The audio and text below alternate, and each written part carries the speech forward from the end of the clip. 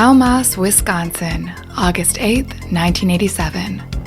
It's the kind of small town that rests its head at 5 o'clock, even when we're in the dog days of summer and the sun lingers over the horizon for hours more.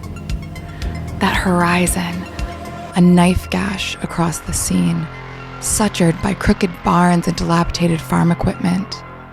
Without these, looking at it would feel like looking off the edge of the world. Between the cattle farming and the paper mill, the air is thick with the stink of hard work, grueling jobs that always pay just enough to get by and never enough to get ahead or get out of Kowmoss. But Kowmoss is not without its charms. There's a forked river that runs through town and a wood nearby. We even have a local cryptid, Moss the ghost cow, and you can get his merch at the tourist center off the highway. But Kowmoss has darker stories, many of which center around the appropriately, if not creatively named, Dark Wood. A sudden forest with a canopy so thick that it blocks out even the brightest summer sun. And of course, there's our claim to notoriety, the gruesome cowhead incident that happened at a barn not far from that wood's edge. And our camera looks over the silhouette of a dark wood with two glowing eyes above it, and then pans out.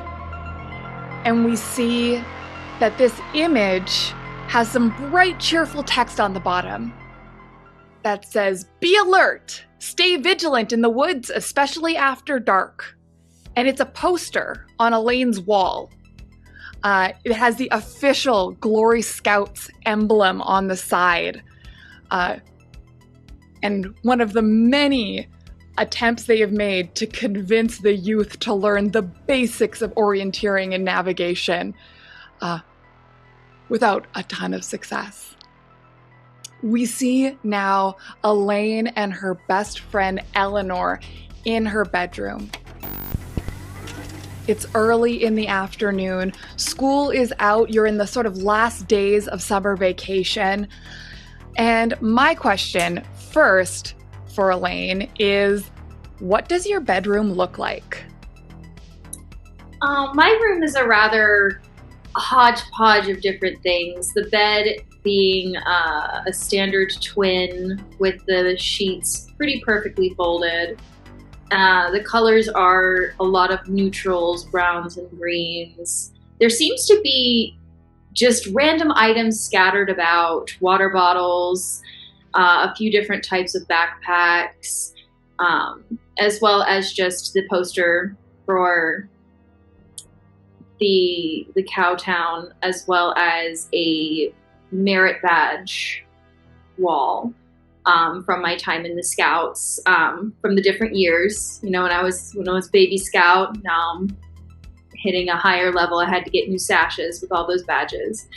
So those are proudly displayed on the wall. If you look under the bed or in the closet, you'll see stash piles of snacks beyond just the occasional water bottle you can see in the general room. Granola bars, jerky, similar things like that, just stockpiled. Frankly, if you open a drawer, you'll probably find a snack hidden away. It's sort of like, imagine what a squirrel would do with their room. There's nuts. There is nuts. There are always some cashews. Big fan of cashews, almonds. Amazing. So there's always stashed about. So it's a little messy, but it's not completely terrible. And what does Alaine look like? And what is she doing? Elaine's just lounging back on her bed, feet kicked up on the headboard, so she's reversed with her head on the foot side. She is just lounging back in a pair of looser shorts and tank top, just because it's still that kind of summer air. So she's not exactly hot to trot to be in something heavy, which is a bummer. She does have pockets on everything she owns, so she has pretty solid pockets in these shorts. And hanging off of her bed is her usual jacket. It's sort of a little bit of a duster. Again, lots of pockets. Her boots have pockets. She's a stasher. And so she's not quite able to wear those heavy items yet, but they are right there and ready in case she does feel the need. Right now, she's just kind of lounging in, like, not quite sleepwear, but may as well. And Eleanor is there with you.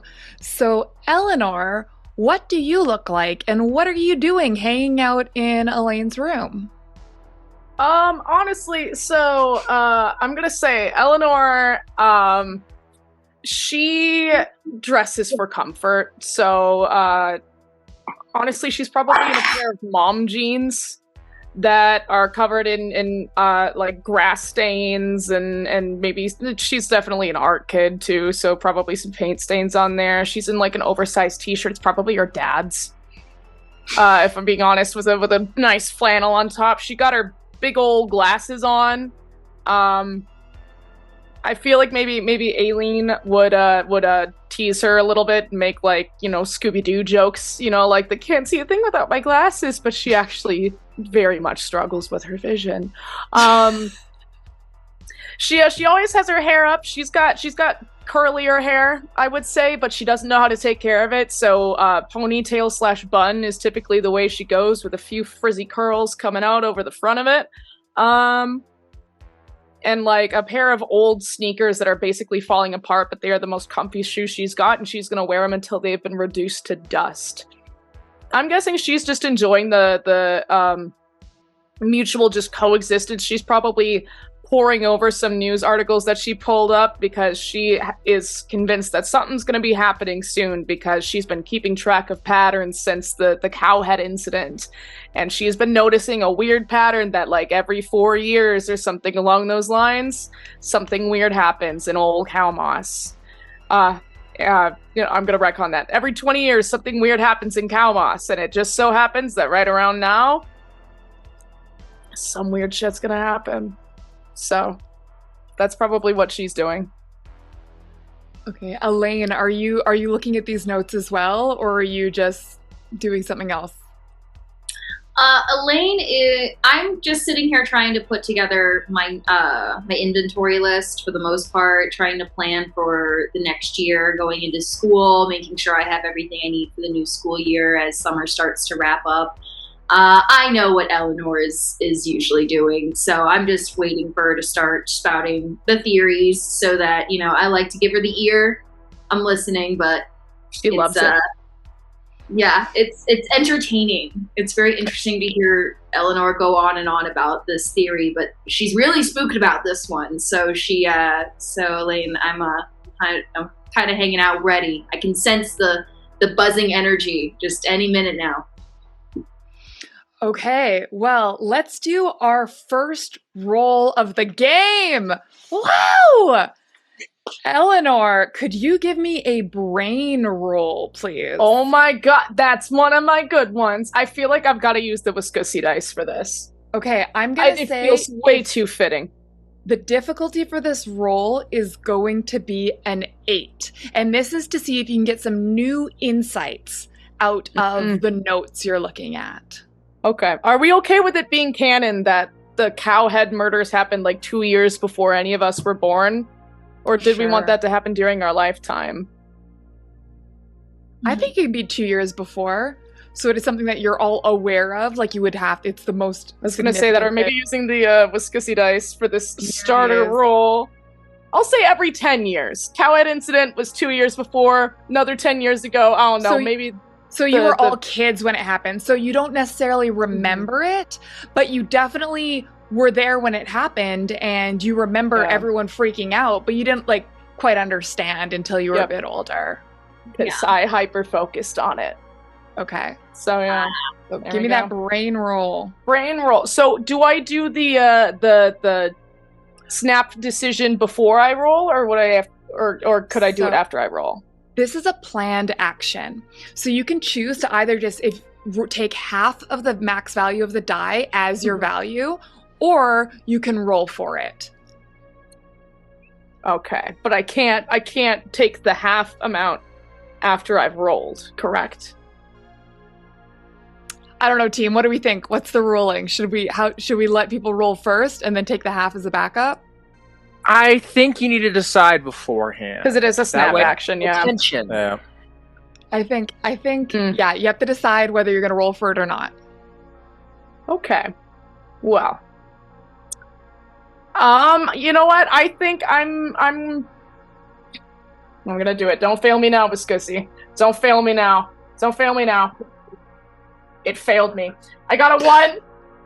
Ooh. Woo! And please take 1 adversity token. Eleanor is confirmed dyslexic as shit. Okay.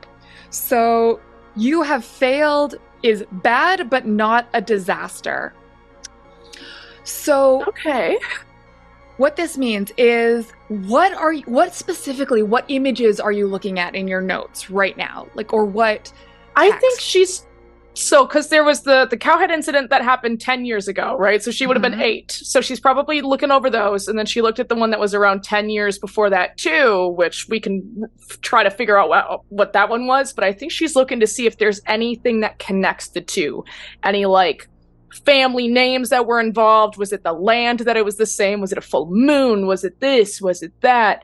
But I think she's just too excited, hence the failure. So she just keeps forgetting her last thought because she's just positively vibrating like something cool is going to happen, some spooky is going to happen. Oh my god, I'm so ready for this.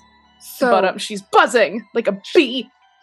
All right, so you notice that in both of the previous incidents that you think are connected at 10 years apart, there is someone involved with the last name Johnson. Now, what you fail to notice is that Johnson is the most common surname in the state of Wisconsin. Yep. So there's your failure.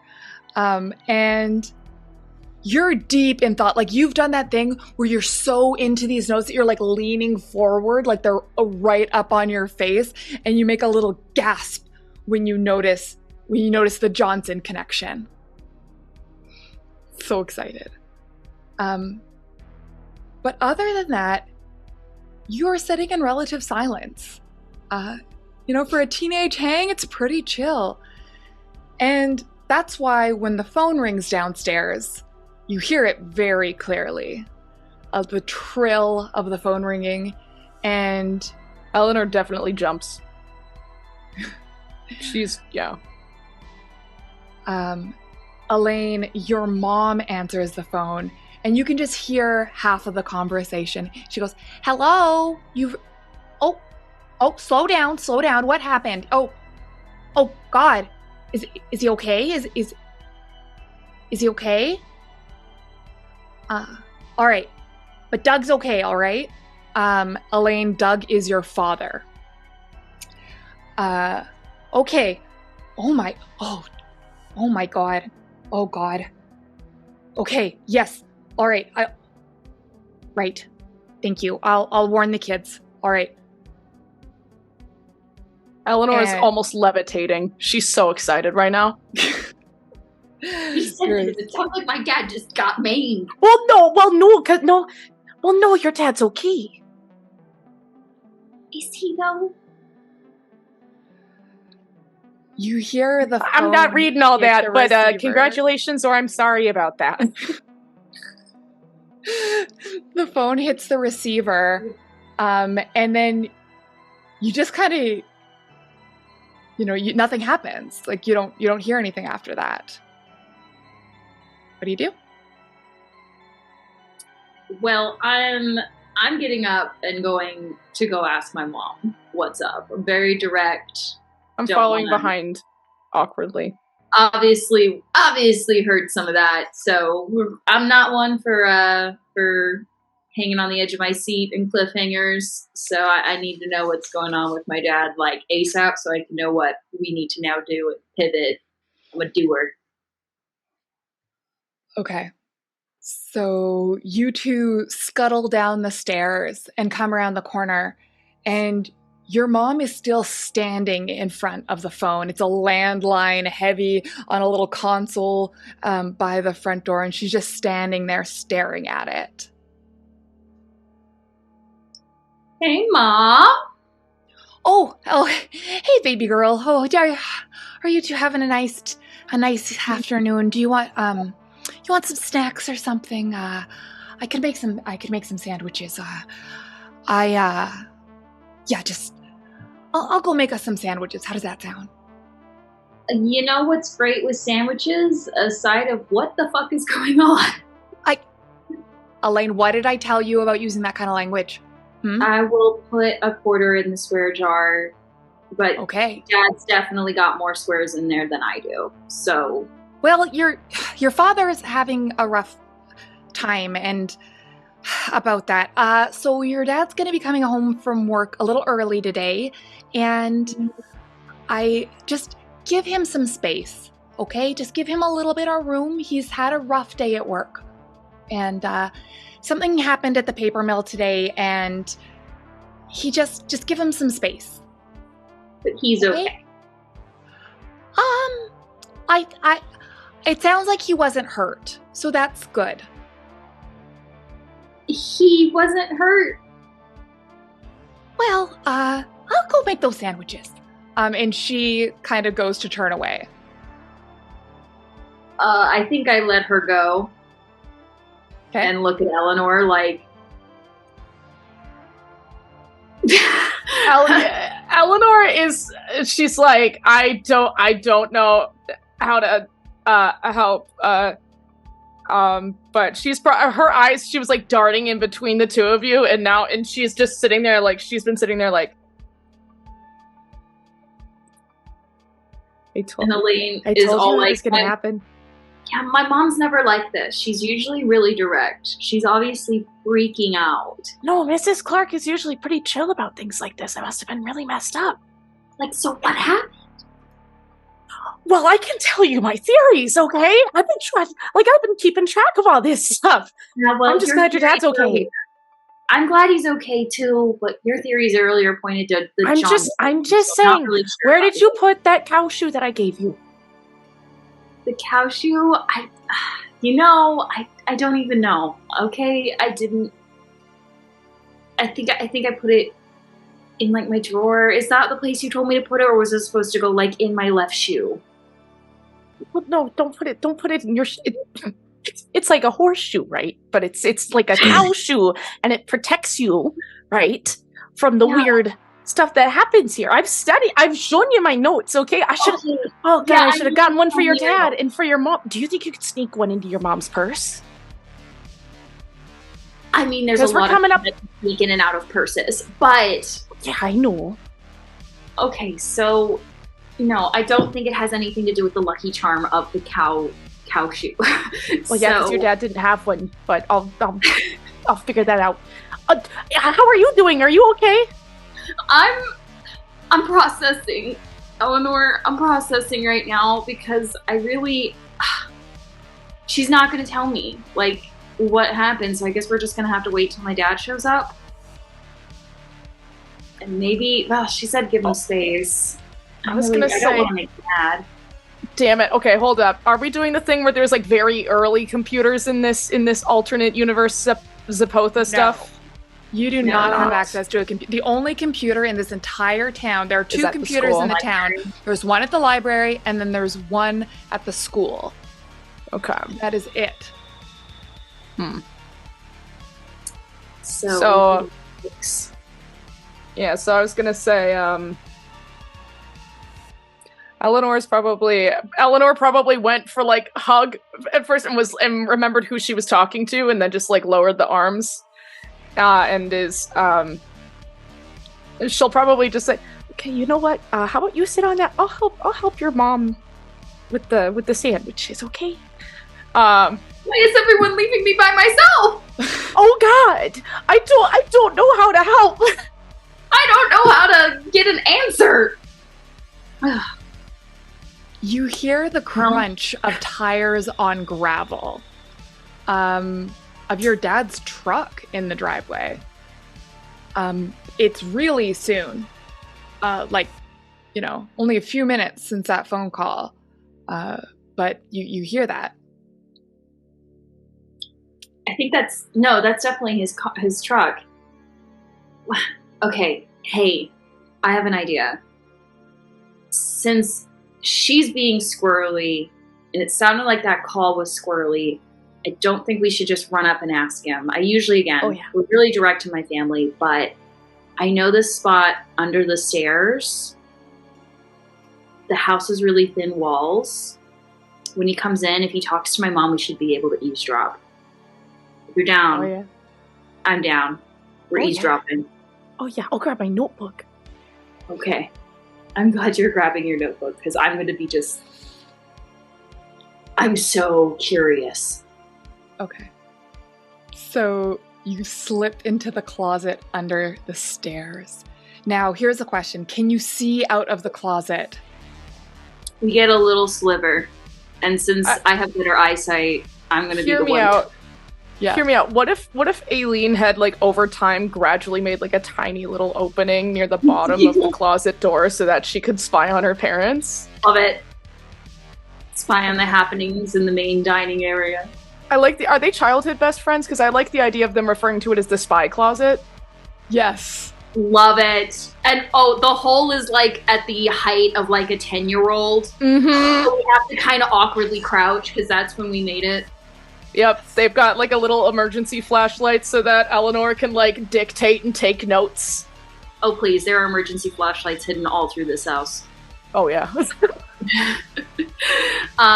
But yes, Alaine does have to be the one who's looking through the peephole though, because she is the better eyesight between. And notes. Oh yeah, but you dictate to me because she's just happy to be here, and she's like, oh, "This is so exciting! This is so much happening."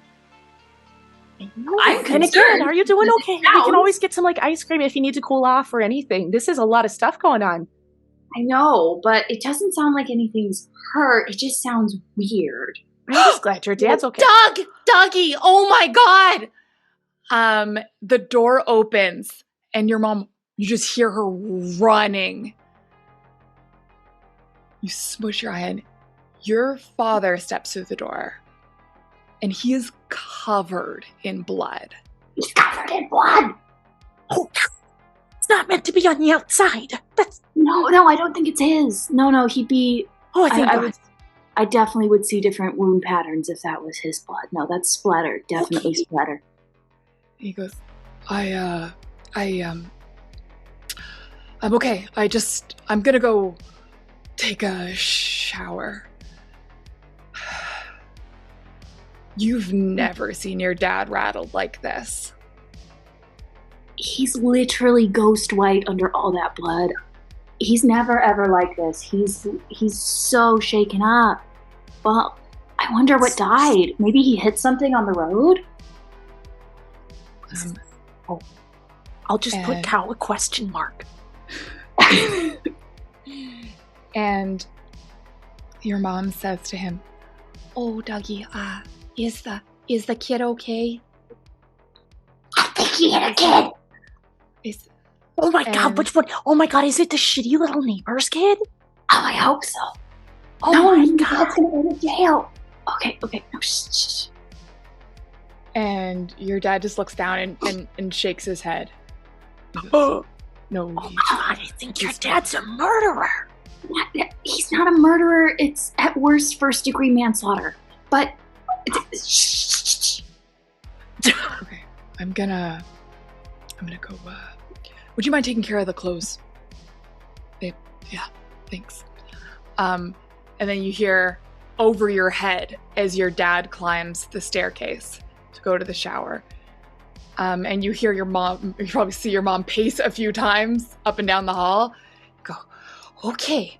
Well, it's baking soda for blood, right? I don't know. Okay, I think so. Okay, all right. This is fine. Okay, where did those kids go? And then she goes upstairs too to go looking for you. pause. I'm grabbing my charger for my computer. It's about to die. Okay. I thought this was in character. You're like moving. I was like, wow, okay, she's out of the closet. We're in character. Running around. I am very in Pardon me, character. I'm gonna get so in character, I'm gonna get myself covered in blood. Real quick. Yeah, I'm don't so mind invested me. watching this happen. I forgot that I was like in this. I forgot that I'm in this show soon. Oh shit. I forgot that I I've been exist. blue screening on everything until oh my god, how is this gonna end? Later in the show, you will actually be asked to leave for scenes you're not in, but for these ones, this is all context. So everyone needs to know what's happening here. Beans. All right, so we'll cut away from the closet to... Eleanor's trying to come out of the closet. Can't. They It's both all are. a metaphor. We're gonna cut to Culver's. Welcome to That, Delicious. It's the Midwestern fast food place. I've only recently learned what that was. Home of the Yeah. Butterburger, baby.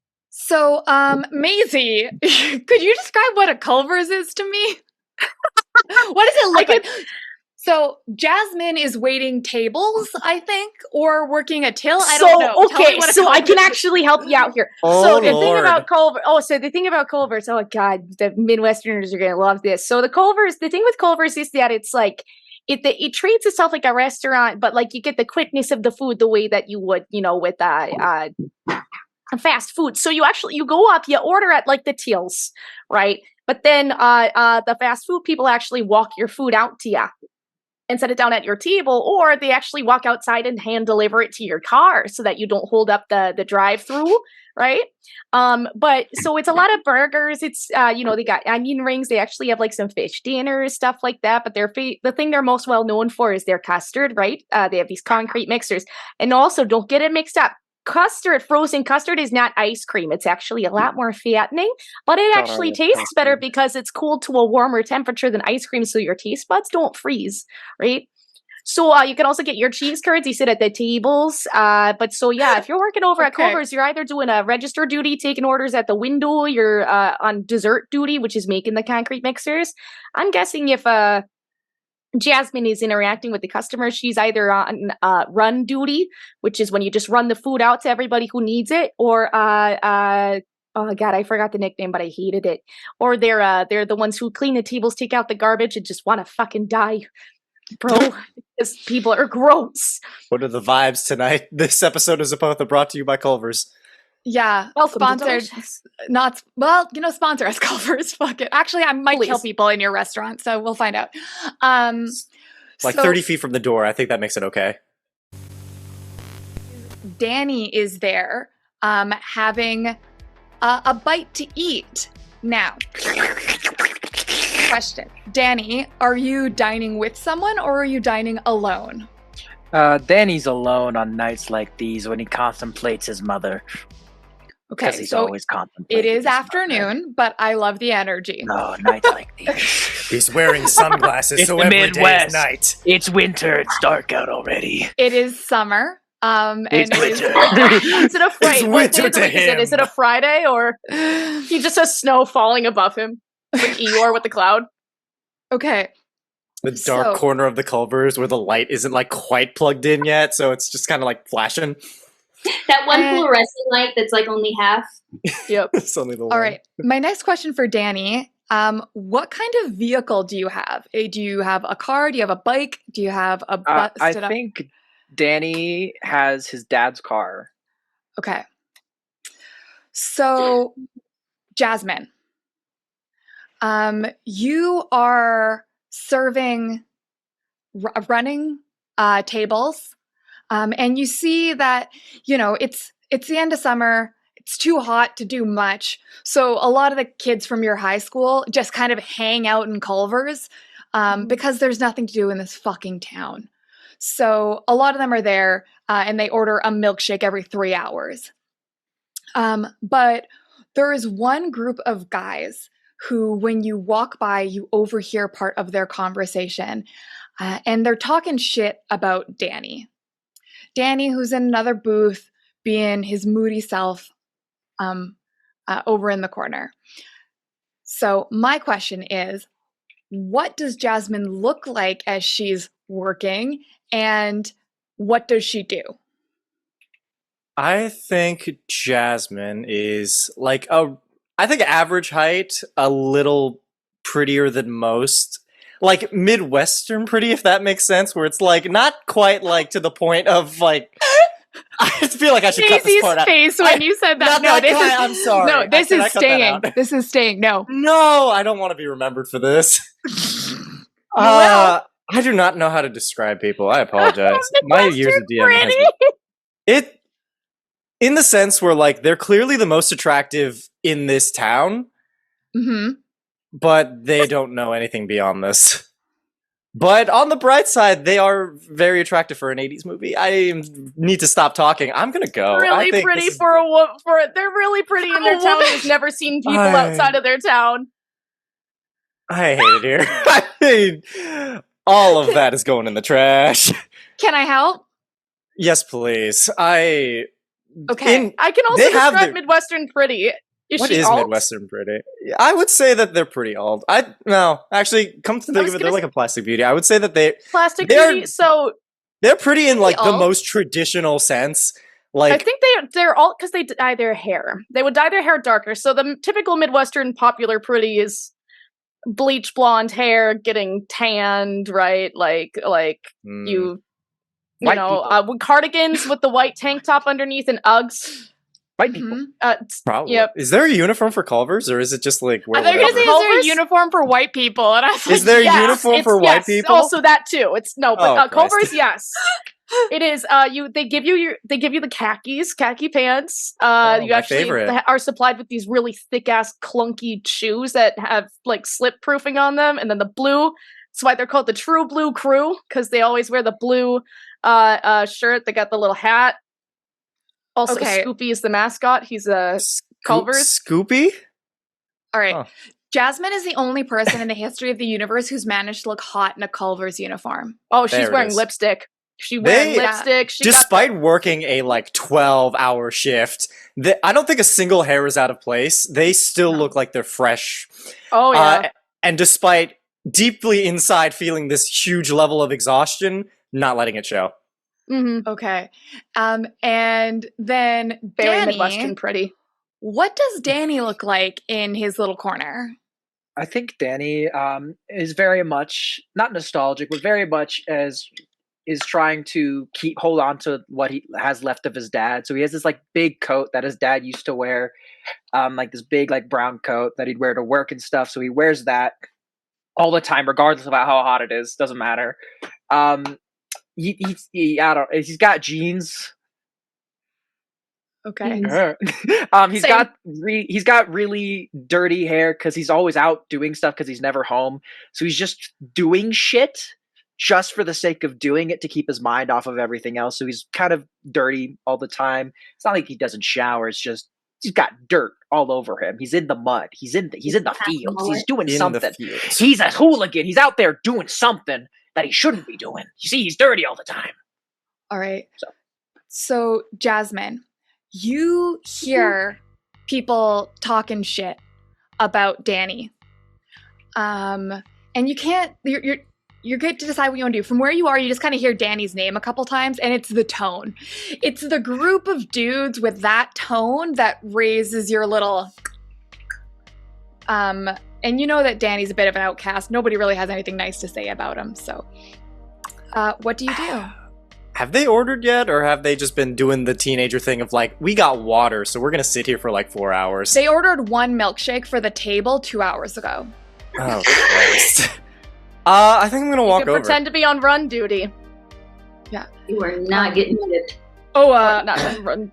Yeah. As you come over, two of the guys, these are both guys on the football team, Josh and Kevin, and they like kind of do that. Hey Jasmine, hey, hi. Hi. Are you going to order something? We are gonna have to clear these tables sooner or later. Could I order your number? Oh.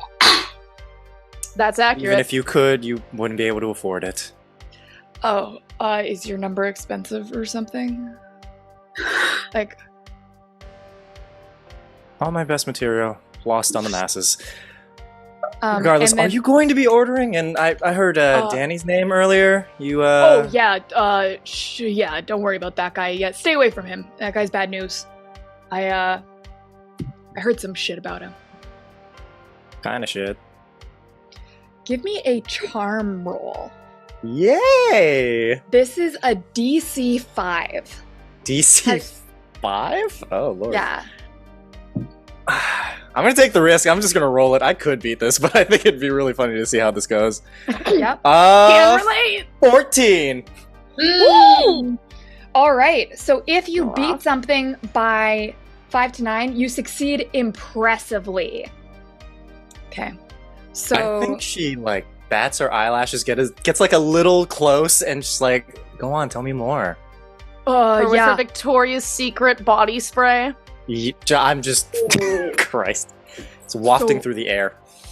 Jasmine, yeah, I actually know a lot of things about like what happens in the town, and that's why I am going to have a really good job really soon.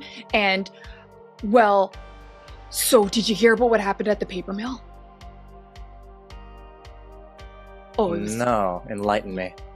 just this morning. You know Jerry from science class. I am aware. Yeah, he died. Got like chopped up or stabbed or some shit. I think there's like the briefest moment of like, what the fuck? And immediately back to like, that's a shame. Yeah, and they're saying it was like a factory incident, but like, I'm just saying, nobody saw Danny around this morning, and that guy's fucking weird. I'm thinking he probably did it. And nobody sees Danny around anywhere except for, I guess, Well, here in the fields. Yeah, exactly, right? And what happens in the field? Cow heads on barns and shit? That's what I'm saying. So, just warning you, stay away from that guy. I think as they towards the latter end of the conversation, I think Jasmine's eyes kind of like drift over to where Danny is sitting and is just kind of like observing. And you, well, the guys say, "Oh, yeah, we're gonna go." But I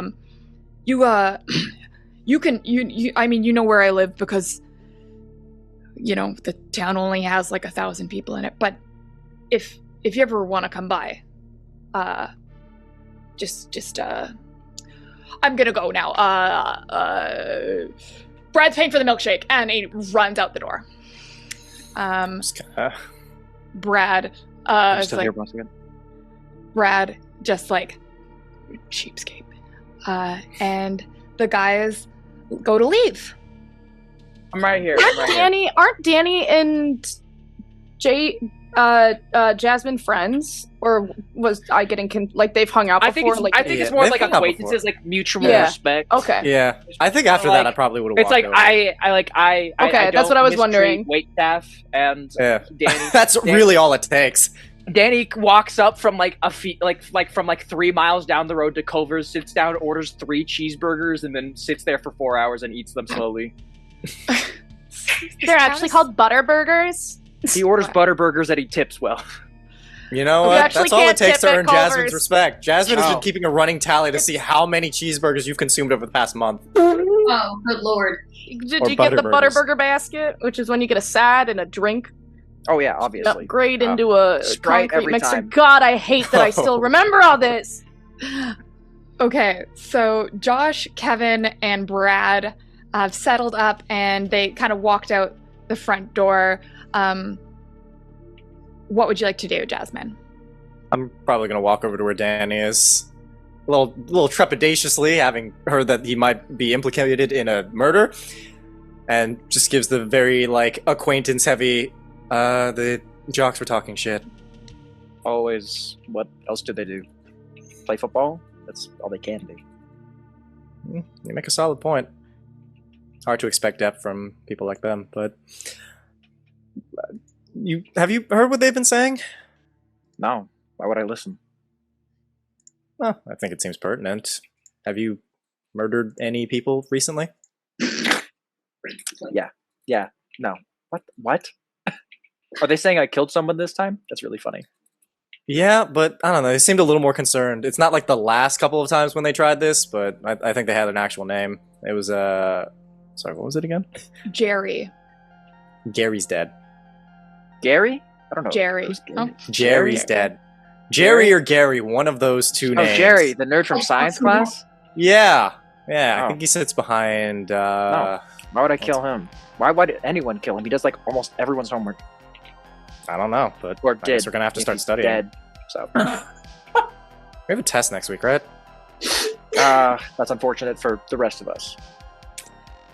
Jasmine, you are, the way you're standing is between, it's like you in the aisle and then Danny in his booth and then the window. And you just can see out the window that the jocks are around Danny's car now. Meatheads are around your car right now. Do you want to maybe do something about that? Shit, he just gets up and rushes past you to get out to his car. I'm gonna follow after. See how this goes. Okay. Danny, you get to your car. They have keyed it. In big letters, it says killer. Keyed into the side of your car. They haven't quite finished it, so it says kill E and then like half an E, so it's kill F right now. And Kill. kill. It says Move over, kill. Milfs and Dilfs. We better. Kill. Killer, I'd like to. It says kill. And they and some of the other ones like that's like Josh is the one. He's the linebacker. He's the big dude on the team, and he's the one doing the keying the big letters. But the other guys, you can see that they're laughing and like writing. They're keying something on the other side of your car that you can't see. Yeah, Danny's gonna run up and punch one of them. Immediately. Fantastic. Give me Hell yeah. a fight roll. Let me make sure I know what I'm rolling. Danny, for fight, rolls a d6. Okay, this one's going to be. No, sorry, that's a d12. I'm stupid. That's okay. I'm gonna say that because this is I'm gonna say it's a DC 8. Okay. Because like this guy's like, you know, he's got his friends there who's watching his back, but you are coming up Went from through behind puberty him. in like 3rd grade. Yeah, one of those. He's like got a full beard and he's 16. Like, something's up with this dude. 9. 9. Okay, what did I say the DC was? 8. Okay, yeah, Nope, you just made it. barely. Got by Perfect. surprise. If only I knew. Okay, so attacker's roll is greater by 1 to 3. The attacker explains how they attack, and then the defender narrates what they want to do to mitigate the harm to them. The defender is hurt, but only temporarily. So you tell me, what does your attack look like? All right, no one messes with Danny's car. No one messes with his 1970 Chevrolet Chevelle. All right, that's his dad's car. That's the only thing he has left. It's a Chevelle SS, gorgeous, beautiful muscle car. Right, it's the last thing he ever rode in before he died. So as this dude is laughing at the king of the Chevelle, Danny comes up behind him and just right in the kidney in the side. Okay, so this is Josh, the linebacker, and you managed to get in before his buddies. Say like, hey, Josh, watch out! Fucking crazy dudes here. Yeah, and Josh is able to kind of just like move a little bit so that you get him, but you don't get that like solid like internal bleeding kind of punch in. You get like, it still hurts, so he kind of goes like, oh fuck, and then turns around, but he is on the ground. And he goes, what, Danny, you gonna kill me too? I might I'd like to see you try. And he stands up. touch my And he is- car again, and I will. He's like, yeah, touch your car. And he's gonna grab you by the shoulders Mhm. and try to throw you against the car. Got it. What would you like to do? When he grabs me, I'd like to try and grab his hand so I can.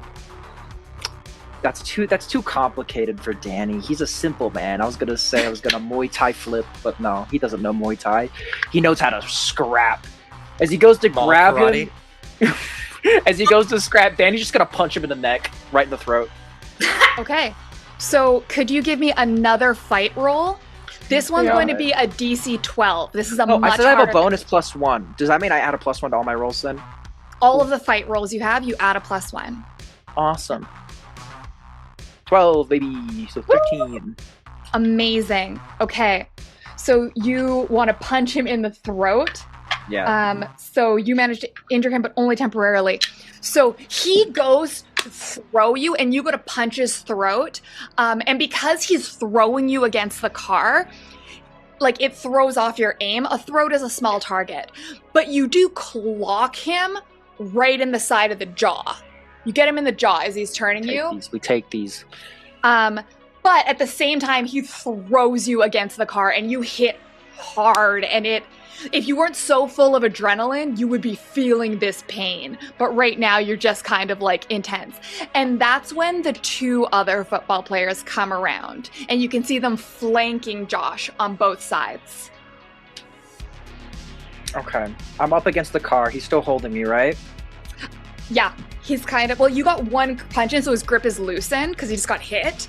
But he's kind of got you against the car, the two other guys behind him, and then Jasmine's just like behind there. You can kind of see, this is your vision of like these three giant dudes, and then Jasmine being like, I'm like That's watching Culver's for ya! Welcome to Culver's service! It's like Waffle House. Watch it out. Culver's all where you plays get out. served, bitch. What's this guy's name again? Joey? Or sorry, am Josh. I, Josh is the linebacker. Yeah. Wash. Just grit my teeth like, come on, Josh. Let's do this. Come on. Come on. It's jokery. Okay. I want you to hit me. It was cool at first, now Jasmine's Hit me, like, Batman. what is happening? All right, this is a brawn roll. Brawn rolls account for how physically intimidating you are. So, assuming that this isn't charm, he does think you're a killer, so that's going to make it a bit easier. I'm going to say this one's a DC 8. That's 4. 4, so you fail by 4. You fail, but not too badly. Take an adversity token. Let me take these. So this almost has the opposite effect on him. This is like you've gone up to a bull, like a pit bull, and made direct eye contact. Mm-hmm. He was already like hyped up on testosterone and rage and boredom at living in the Midwest in the summer of high school. And so this is what it takes. And all three guys jump you. 4 big guys. 3, and then plus are you- 3 big guys. 3 big boys. We invite a fourth and His mom comes in, starts beating Okay. us. kicking his ass. Oh, what are we doing? Beating Dan? That's how we introduce the next character. Yeah. So, Danny, Mhm. you are kind of out of options at this point. You basically get to decide if you would like to do something fucking weird or whatever here, let them beat the shit out of you, or try to fight back. Those are your options. What would you like to do? I'm gonna be so fucking weird. I'm gonna. So he's holding me, and I'm Yeah. pressed up against the back of the car. I'm gonna put my weight up against the back of the car, use that to lift my legs up and push kick him off. I'm gonna roll off of him over the top of my car and run into the fields Great. where I belong. Could you give me a flight roll? This is a DC 10. This is an incredibly complex maneuver you've just described. Mall karate, let's go. Mall karate. Let's see if I fail. Actually, no, I need 2 adversity tokens to do prepared. Damn it. It's unfortunate. Just fail Actually- really quickly before that happens. Oh, okay. I said 10, so I'll stick with 10. According to this, it should be a 13. But okay, we're going to say 10 because I'm generous. It's only a d6, so I gotta roll 6 here. I believe in you. That is a 6, so I gotta roll one Woo! more time. Explode, So I have to roll guys! a 4. I have to roll a 4. That's not a 4. Is it a 5 or a 6? It's better. It's not. It's a Oh. 3. Okay, so you failed by 1. The character fails, but not too badly. Yeah, you get the fucking shit beat out of you. You are being just like pummeled by these guys, and you are now really trapped in this situation, so you can barely, like, you are just like can't even see past them. It's like this wall of fists that are raining down on you. Jasmine, you are the only witness paying attention. I'm the only one in this Culver's parking lot. Yeah, it's midday in a Culver's parking lot, and some teenagers are beating the shit out of each other. I'm sure there are other people who walked by, but they turned around and walked the other way. There's like a solid couple of seconds where Jasmine is just sitting there contemplating like whether or not this is worth her effort or if she has to get back to her shift. Kind of looks over her shoulder to see, like, did the waitstaff have it? Like, are they good? Is it busy? It's not busy, It's right? pretty dead. It's pretty dead. That biggest table was those 3 jocks, and they're gone now. So I already got my tip, so I'm gonna just take a long, exasperated sigh and just walk over. Is this really worth your time? Ooh. Okay, give me a charm roll. Yeah. Now this is like a therapy-ass question. Hot person versus violence in a teenage boy's brain. Like, how hard is it to dissuade boys from violence if they're... I want to go to war! I want a lightsaber! I'm a man! Did Star Wars come out yet? I rolled a 17? Ooh! Alright, then I think that's gonna do it. That's really fucking good roll. Holy shit. Okay. Let's go, D20 charm! This is incredible and impressive. Is what it says. So you see Josh kind of drops Danny and steps like, Jasmine, we were just talking to Danny here about his little run-in with Jerry. Danny looks like he's been through a wood chipper. Like this, he's like swollen face, like cracked lip with like a cut going down him, and he's not Danny looking, right now. yeah, like Danny right now. He is not looking great. And the 2 other guys are looking to Josh for like instructions and direction, and Josh is looking at you, Jasmine. If Danny bleeds out in the parking lot, I'm going to be the one who has to clean that, right? So you wouldn't want to do that to me, would you? All right, that's true. And then they're going to turn back to Danny and say, "You're lucky your little girlfriend's here to stand up for you. Piece of shit." Not dating. And they're going to throw Danny down onto the ground and walk away. And Danny's like in a heap. Danny, you are injured now. Fucking goddamn it. You broke the cow, and he's possessed by the cow, and this is how Zepotha makes an appearance. Can I call them back and like make them finish the job? This is making me uncomfortable. I kneel down and I try to help. Perfect. We will leave that scene there. Jesus Beautiful. Please. All right, let's cut back to Eleanor and Alaine under the staircase. Another Spy bloody closet. scene. In the spy closet, my apologies. Nice spy closet music. So you hear that both your parents have gone upstairs.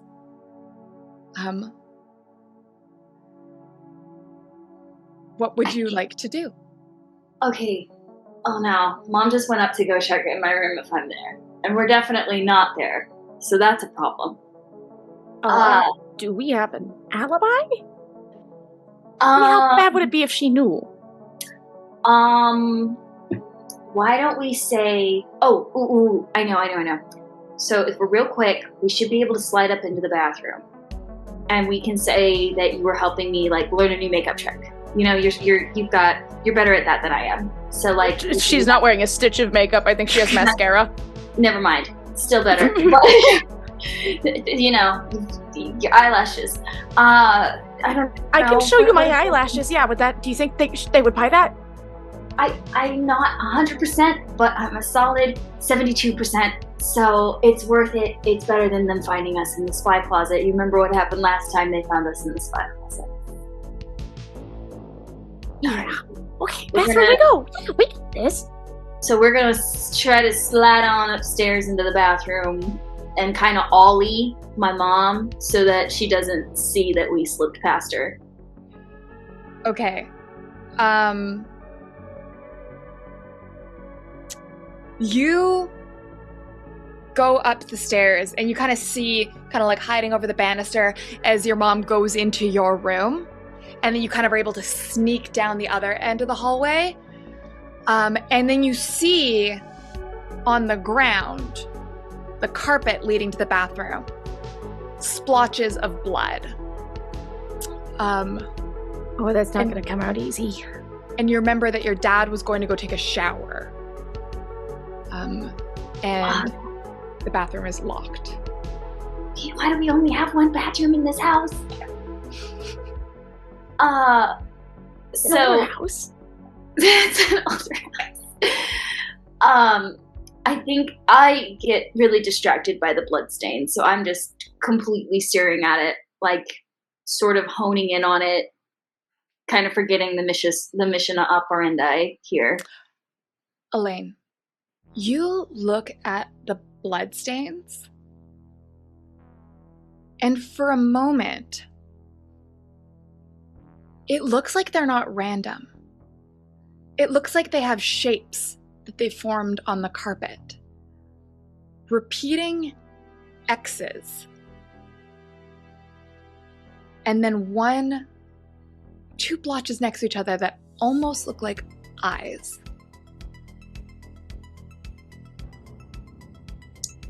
Absolute fixation. She's not looking away. She's not hearing anything Eleanor is saying. Aileen, first of all, you. Second of all, we still gotta. Your mom is in your room. It's looking at me. Alaine, Eleanor, where did you girls go? And your mom comes down the hall. Your mom steps out, and you look back down, and the blood splatter is random. I swear it was just looking at me. Oh, hi, Mrs. Clark. Sorry. I was gonna go use the bathroom, but I think it's. Sorry, Dougie needs the bathroom right now. Why don't you both play outside? Okay. Yeah, I can just pee outside. Yeah, I could. There's a powder room downstairs. Okay. All right, use that. Good cover. She waddles away. I think that's the best way to say it. Eleanor really has to like pull on Elaine's like arm to like kind of pull her away from her like staring. Yeah. But good cover. Thanks. I blacked out. So did I. For most of it. Okay. Hey, so you're not like a serial killer or anything, are you? Because you really liked that blood back there. And like... It's not that I liked it. I don't like blood. Blood is a sign of problems, especially in the woods. You know, blood means a predator's probably nearby, especially fresh stuff like that. So I don't want to be anywhere near it, but it wasn't normal blood. You didn't see it? It was like specific. Have you ever seen one of those psychology tests? I know you've had to have been to Berserk, yeah. And you know, they show the ink blots. Yeah. Or like unique-looking clouds. So it looks like ambiguous bloodstains. No, it looked like eyes.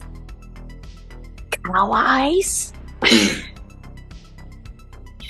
don't know what kind of eyes, but they were certainly eyes staring at me. They were bulging and dark, and there were these X's, but no O's. X's for the pupils? No, just X's near it. Like around it?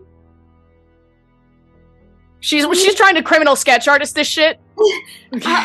So there were a couple leading up to it, and then there were the eyes, and it was like I was stuck in a gaze. Masculine? Feminine? It had Enemy? It had good lashes. Okay, so it wasn't me. You have good lashes. Shut up. Oh, thank you. So yeah, no, it was. Now predators and prey have different kind of eyes, you know, and it was weird because even though they were large and round, they had that kind of canthal tilt where they looked more predatory. It was so strange. I can't believe you didn't still see there? it. Are they still there? Then I can draw a No. sketch of it. That was what was wild. I believe you. No, I believe you. I believe you. That the blood moved. Okay. Okay, well, I feel better knowing somebody believes me because no one is ever going to believe me that I saw eyes in the blood. Speaking You got of which, me? I do have And you know I'm not crazy. Yeah, you're not crazy. Anyway, I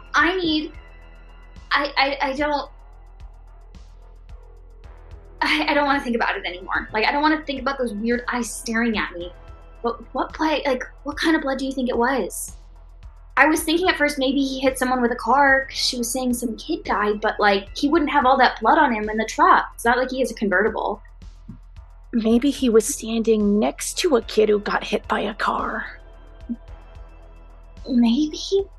That's still so much blood. I know blood splatter, at least in general. And that's so much. How much blood are you thinking? Because I think we can rule out like a rabbit or maybe a deer. He might have hit a deer. No, remember they said like somebody died. And that's the moment where you hear the shower turn off. And a moment later, your dad's in his house coat and he comes out of the bathroom. Have you two stayed in the hallway or did you go downstairs? I think Eleanor dragged them downstairs to the powder room because now she has to pretend to pee in a powder room. Okay. With company. So you hear, you're the pipes, the bathroom, upstairs bathroom is directly above the powder room. So you hear when the shower goes off. And then the stairs are creaky, so when you hear when your dad comes downstairs. Okay, all right, I have another plan. It had to have happened when he was at work, otherwise they wouldn't have let him leave early. Yeah, exactly. He couldn't have hit somebody with his car, because that would have meant he was leaving early. Unless somebody died at work and then he hit another person with his car, which that would be so rough. Bad luck. Now my dad. That's why you need the cow shoes. I keep telling you, Aileen. You know, you give me so many cow-related charms. I just get mixed up on where I'm supposed to put the cow tooth under the pillow for the cow fairy, or supposed to put the cow shoes. The cow fairy was 6 years ago. You're never gonna let me hear the end of it. And you know what? You didn't lose any teeth, any of your adult teeth. So I'm not saying I'm wrong. Anyway, okay, what was your plan? My plan is if he goes out, we can casually go into the kitchen like we're going for a snack, and we just, ooh, daddy, you're home, like, ooh, hello, like we totally did not pay attention to the fact that you're coming down, play it casual. Your mom finished those sandwiches she was gonna make us. She might have left them on the counter, and we could say like, oh, mom. Oh, fuck yeah, okay. Yeah. Okay, we got our story straight. All right, remember, casual. I do that. Oh, I can't look. So, Eleanor and I come out of the powder room and totally casually, definitely with no sauntering and looking around. Eleanor is walking so weird because she's paying attention to every part of her body right now. Like, she's looking down at her feet to make sure she's walking normally, and she's like swaying her hips. She like bunks into the couch or some shit on her way over there. It's like almost knocks over a vase, has to like grab it. Almost starts crying. So casual, Eleanor. Oh, Dad! Hey, you're home early. Mom made sandwiches. Oh, hey, Dad. Mr. Clark. Hey, Ellie. Yeah. Alaine. Yeah? You know I love you, right? I love you. You're a good kid. I don't really get all this forest stuff you're into, but you're a good kid. Maybe you shouldn't go to the forest anymore. I don't think it's safe. Maybe not anymore. Okay? No? Dad, you can't keep me out of the forest. What are you on about? What's going on?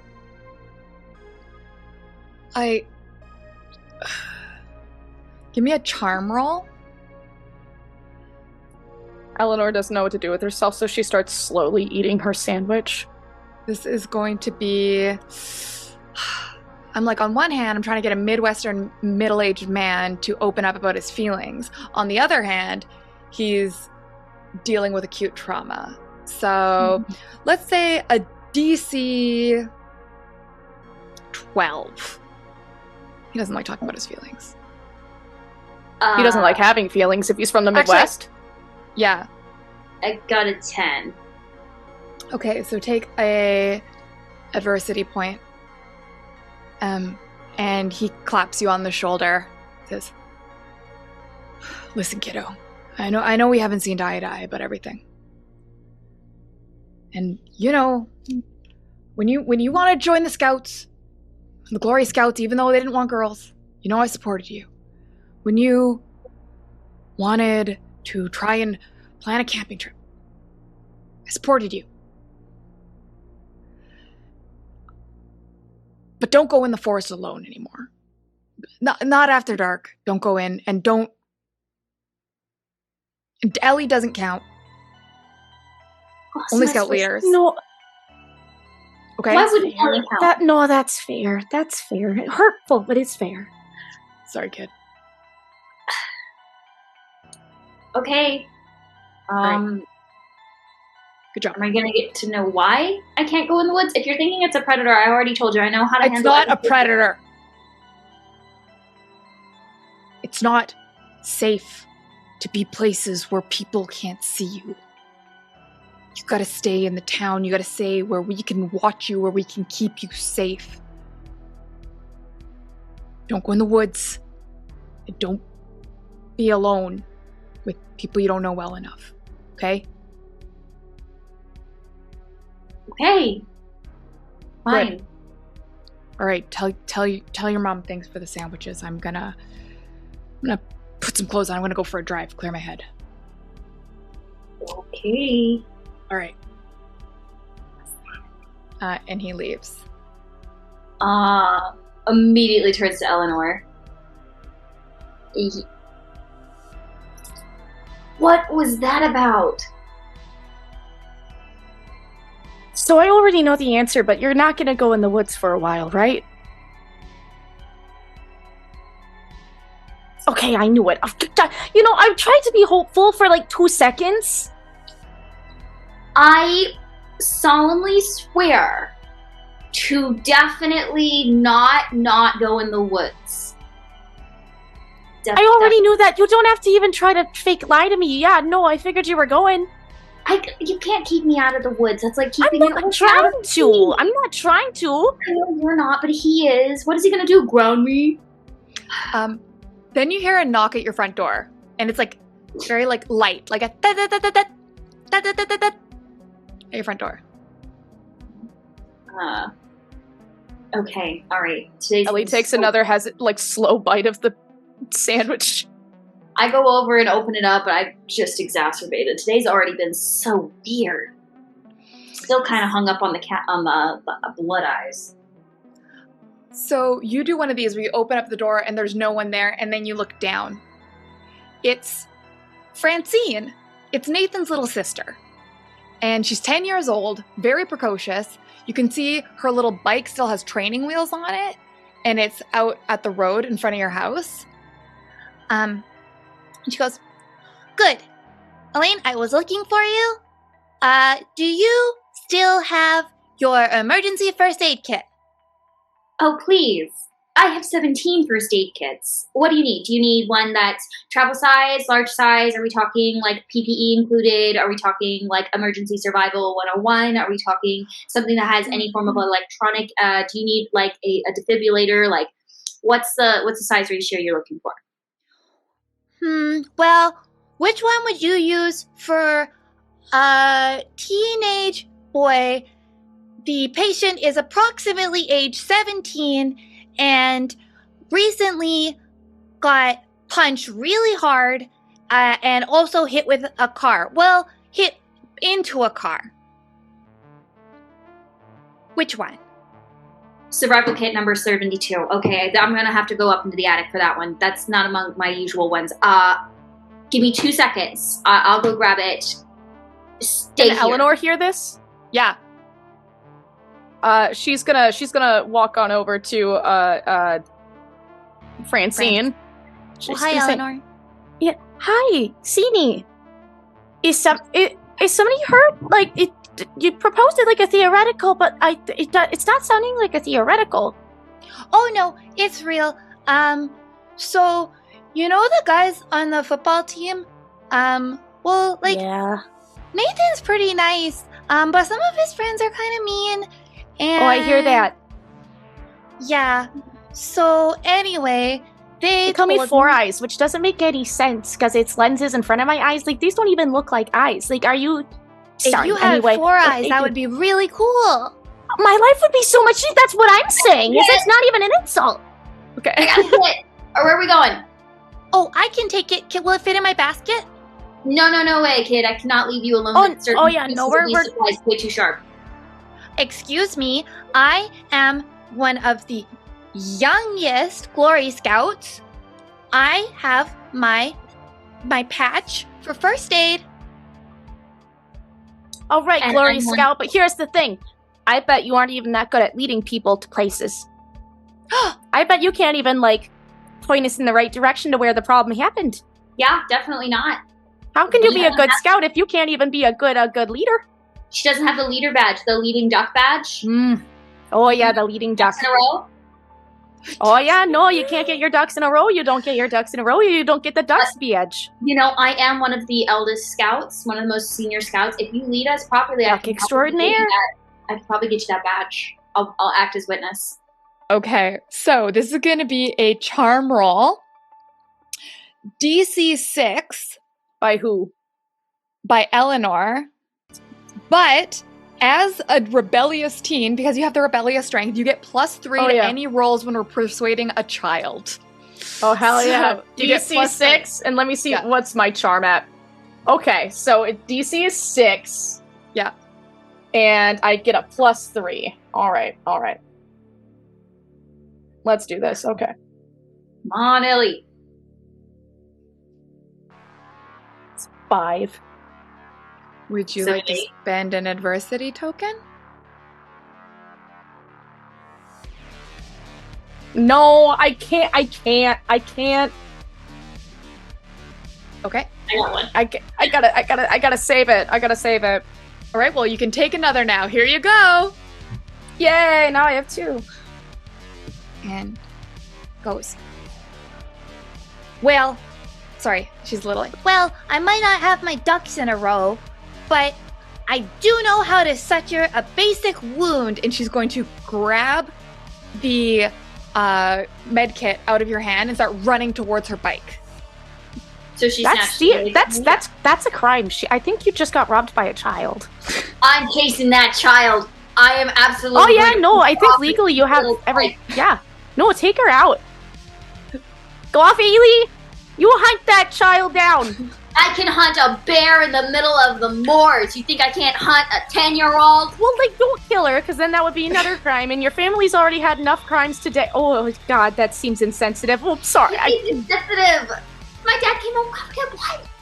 But no, don't worry. I'm a trapper. All right. The worst I'll do is maybe get her in a snare. And She has gotten a good head start while you've been talking. Give me a Oh, I like the idea that the fucking Ellie is speed walking. Well, Give me a flight roll.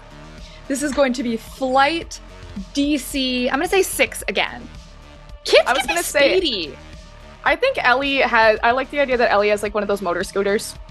Okay, well, this is... All right, so here's what we're going to do. So We're gonna she's not say- even chasing; she's just following behind. This is literally to catch the kid before she gets on her bike and starts riding away. So it's like she's crossing the front yard. She's got the med kit and she's sprinting across the front yard like a little kid, the way they do. And you are trying to snatch her. Yep. So I'm rolling this one. I have to do a virtual roll because I don't have dice. That's okay. You want to fix that? You want to roll? I think I'll roll for myself. Maisie, you've been rolling. Oh no, I meant like I was offering to. That's neither here nor there. I think they're still doing it, but one of my mutuals is doing a dice sale, and the proceeds go towards trans rights. So that's why I was like, would you like some new dice? Wow, we always love that. So, And I'm rolling out of 20, right? You're rolling out of whatever your flight stat is. Right. Let me double check my flight stat. Oh my god, a slut. Hello. I'm rolling out of 6. Do. Hey, baby. 4. Baby. Okay, so you fail, take an adversity token, and you watch as Francine gets on her little bike with the tassels, streamers off the handles, and she puts on her little helmet and starts cycling away with the as fast as her little legs will take her. Can I do something impulsively? Do I still have time to do an action? Because I think Sure, yeah. Ellie would panic and maybe throw like a soccer ball at her. Thunk. She has her helmet on. She has her helmet on. She'll survive. Give me a fight roll. A fight roll against this 10-year-old child?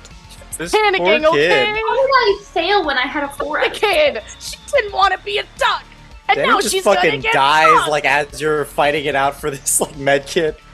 Yeah, no, yeah, we got a med kit there. It's got sutures, and I don't leave my house, so I'm not super fucking Okay, I think- strong. what Why is is my fight D12? Why Hold am on, I let me- gonna... let- I'm gonna kill this child. It's a DC 10. It's a DC 10. Oh my god. To hit her. Why Impressive, do I have but a plus one? not impossible. Because you're a scrapper. Go All off teenagers me. have a +1 in fight. Incredible. I'm trying to find my D. There it is. Okay. God damn! I'm just chucking this football out on the front lawn. What'd you get? I got a 1 plus 1 is a 2. Okay, so you You're fail. flopping. I told y'all I was gonna fail so damn good today. All I right. don't get how I roll it out of a 6 and I get a 4 and I still fail to catch this kid. So the DC, I set the DC regardless of what you're rolling. So the DC is what it is. And then you use whatever die you have associated with your stat to try and beat it. So it's always going to be a lot easier to beat the DC with your D20 than it is with your D4. So you're using your D6, which is your second worst stat, which is why it's going to always be tricky. So even, does that make sense? No, but I'll trust your judgment. Oh yeah, no. So basically, like some dice only go up to 6, but like the challenge will be the same. So that like a challenge where you have to get a 6 is going to be a lot easier for somebody who has a dice that goes up to 20 versus somebody whose dice only goes up to 4. So if like, that makes sense. instead So of, like, you know how in D&D you have like one number for each stat? I don't know, dude. here we go, Kitty. Basically, like so my Not even character. to listen. I'll just listen. I don't want to divert Okay. for lessons on me. We can just keep going. I Okay. trust whatever you say. Okay. I'll just tell you what die to roll. And basically, there's like a scale for how hard the skill checks are, and they vary here. So, all right. So what does it look like as you fail to throw this ball? I actually want to hear this. So what's really funny is I keep forgetting that Eleanor is actually good at squaring up, and I think it's because she's had to learn how to not get her ass kicked by all of the bullies because she's autistic, but obviously is AFAB, so she's not getting that diagnosis. Mood. Like and in the 80s too, when they're like Didn't even make them back then. no, as we all know, autism didn't exist before the 80s. It's cell phones' faults. Anyway, so I think vaccines. she sometimes forgets that like squaring up and like memorizing like painful points on jocks. Like she knows how to do the hand slap over the ears and stuff like that, nut shots, but this is a child and she's throwing stuff, and that's when she remembers that her one failing grade is in gym class. So I think it's more of like she gets all ready and it's like the zoom in and it's like and it just like bounces like a foot away from where the child was. And she's just gonna like turn around and just hope nobody saw that and take another bite out of her bologna sandwich. She still got the sandwich. She put it in her pocket. All right.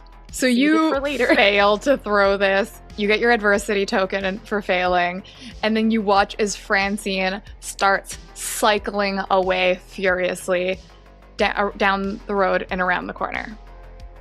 Joke's on her. I can track her. Come on. Okay, well, do you want to get on the... Oh my god. I like the idea that she calls her scooter the mystery scooter. Yeah. And she's gotten it painted to have like ghosts on there, and there's Bigfoot on there, Loch Ness Monster on there, aliens and stuff like that. I also want it to note too that she's got dinosaur earrings. Like, this is our girl. It's not the mystery scooter, it's the spooky scooter. It's the spooker scooter. It's spooker. Oh my god. Okay, The so are spooky we scoot. hopping It's on the the spooky scoot. There we go. Spooky scoot. scooter? All right. Are Okay. we- Look. Yeah. Let's get on the scoot. All right, as long as we can stay close, I should be able to Oh catch yeah. her. Oh yeah. She goes 2 miles under the speed limit. You're still faster than a child on a bike with training wheels. All right, It's just like we the da da. And you follow Francine to the Culver's parking lot. So, this is a scene. Culver's. This is now a scene where some people are going to have multiple characters. I'm so So- ready. Danny and Chris, buckle up, because this is when Robbie comes in for his regular butter burger. Usually he meets with Jasmine, and Jasmine like sneaks him a butter burger. But Robbie shows up. This is Jasmine's there. And also Nathan shows up because he was also trying to follow Francine, his little sister, because it took him a minute to put together that when his boys told him about how they kicked the shit out of Danny in the Culver's parking lot and that Jasmine thought they were really hot and cool while they did it. And then Francine ran out the door, that Francine was going to go to the Culver. It like took him a beat to put those together, but he did put it together eventually. Eventually, took him a while. He's arriving at the same time as the spooker. The scoop. Maybe a little bit like really connected those dots. Jeopardy music in his head. Okay, so Oh my Blue god. screen for like 5 minutes. Shoot, we got a Culver's here. Dude, Fucking I love love this town. Culver. girlfriend's been working there for like 5 months. What do you mean? I love this town. Go Cows. I love this town. Go Beefalo. Love this Oh town. my God, I love I'm a Scoobies. girlfriend. I love Culver's. so love let's my start. girlfriend. I love my Let's lesbian girlfriend. Let's start with Nathan then, because we haven't heard from Nathan yet. So Nathan, you walk onto the scene. You see as Jasmine, your girlfriend, is tending to Danny, the weirdo who is in rough shape. And you know that your boy is this isn't the first time they've jumped someone. And Francine is there, and she has a little first aid kit, and she's like just like carefully parking her bicycle in the bike rack outside Culver's. Hello, fucking. Fancy I love Fancy, parking lots. what are you doing here? Why did you just run out of the house like that? You know it's irresponsible to be biking on the road. I had to go to Elaine's house to get the first aid kit because Danny is bleeding and he needs a band-aid. I can see that. I appreciate that you are so thoughtful, but you need to put your safety above others' safety, because if you can't help other people, then they can't help you either. I want to help other people though. Exactly, but that means you need to prioritize your safety, because if you're hurt and other people are hurt, who's going to help the hurt people? Because you're also hurt. I'm not hurt. But what if you Danny's were? hurt.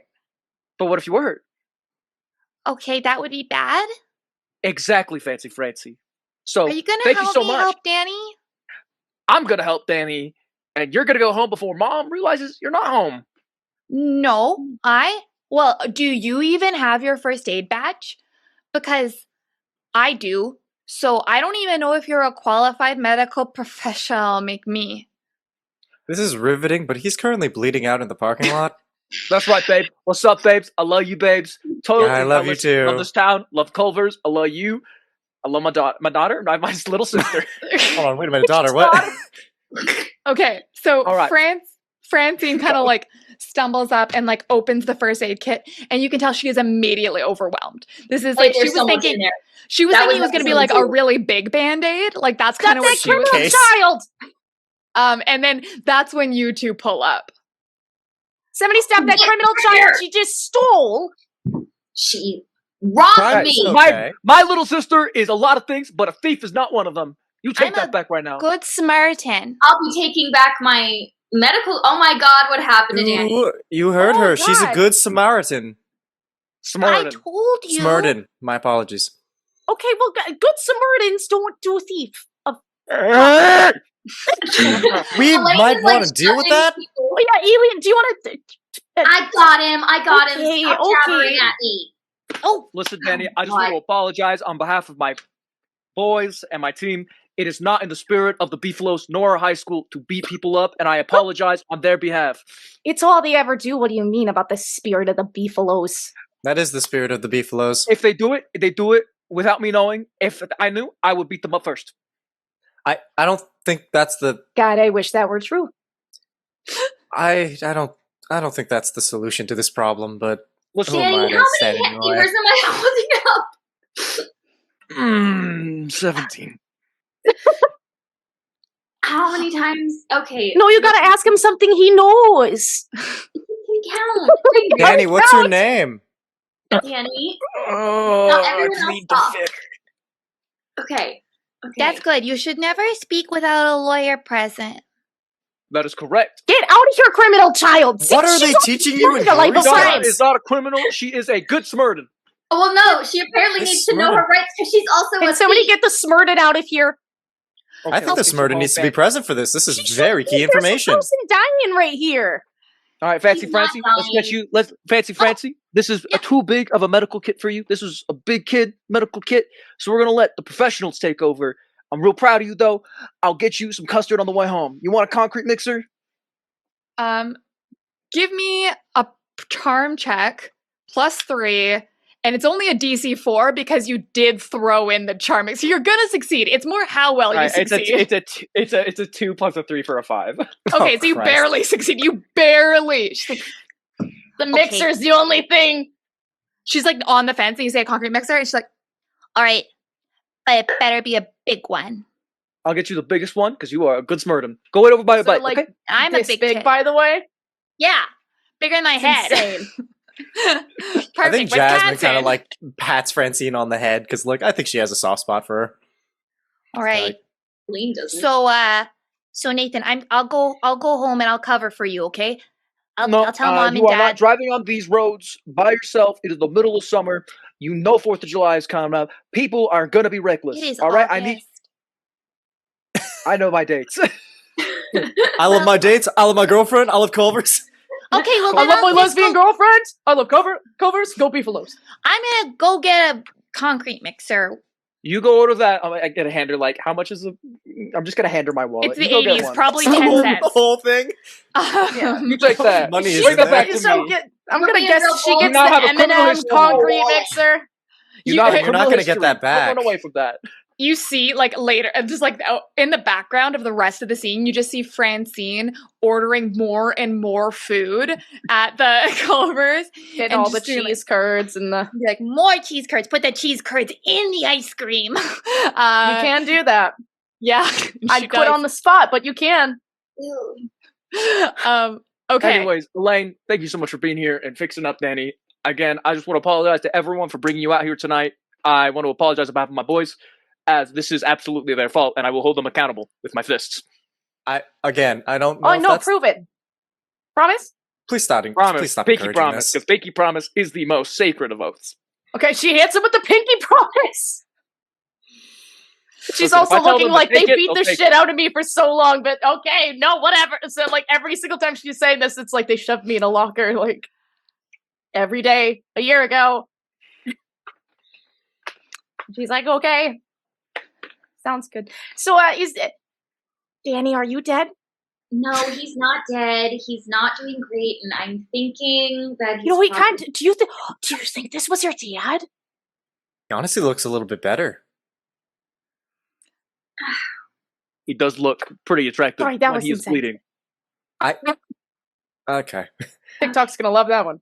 he's I take it he's back. going to need at least a few stitches, but I should be able. I can get a little bit done. Danny, do you have medical insurance? I'm 17. No. Does your mother have medical insurance? I wouldn't know. I guess you wouldn't. Okay. Do any of us know if? I'm not Yeah, going to I the, think- I'm I not, think I'm not we going to would the know. hospital. I'm not. No, Okay. just thank I you. have some Thank you. lidocaine. I Like, kind of like pushes the idea Elaine that aside and, Jasmine like, has like gets up. vodka in her bag or something to disinfect the wound with. Just pulls out one of those like hotel mini fridge bottles. Just I like was gonna say no, like her nothing fucking like her water bottle, but it's full of vodka. I And it's have like, it's for medical purposes, guys. it's Creates medicinal. I have a card for Medicinal. this. I have a permit for this. He kind of just like shoves everyone aside. He gets up like onto his car and he like looks at the key part and goes, "Fuck." I have to. Elaine's think trying you should be so hard driving to right like now. keep him. She's I like, can call in a few favors if you want to get that fixed. No, thank you. It's fine. He kind of like he's got like a black eye, so he's just like opens up the door of his car and like slides into the driver's seat. Hills? somebody needs to make sure he doesn't drive. like- Who's got his keys? Is that like a with code medical word? attention Where's my It- keys? Is what a code word? Where's my Heel. keys? What does that mean? I need my keys. Does anyone see my keys? Do any of us see? I like This the idea kid's- that Eleanor just puts them in her back pocket to make sure. Yeah, the keys were on the ground where he got his shit beat out of him, but Eleanor just snags them. Elaine, you walk around the car to the other side to try as Danny kind of slides through the passenger and like melts onto the driver's side and tries to get there. On the other side of the car, Where did his bones go? Why is he moving like that? His bones are very much dislocated in a few places. I've got to put a couple of them back into place, I think. No. Jesus, what did they No. do to the poor kid? I broke I him. kicked Same me. stuff they did to me, but nobody gave a shit then. But Hey, listen. I want I to let you cared a know little. I give a shit, and I give a shit about you. I care about you because you are a person, and you deserve love. You're So I'm so going you know pretty. what? For it, I think that's the nicest thing that Jock has ever said to me was that I was a person. So Hey, you're welcome. You are Good a on human you. being, and I respect you. Given your track record, that might be the only thing a jock has ever said to you. No, they've definitely said you're worse things. rude. I'm honest. Hey, listen, my girlfriend is Yeah, honest. you are. Rude is listen, brutally honest and rude are two different things. All right, if you can't accept the truth, that is on you, bud. Guys, there's something on the side of this car. I There know it is a says man Phil. dying in a car. Yeah, the word kilf? No. This side says something different.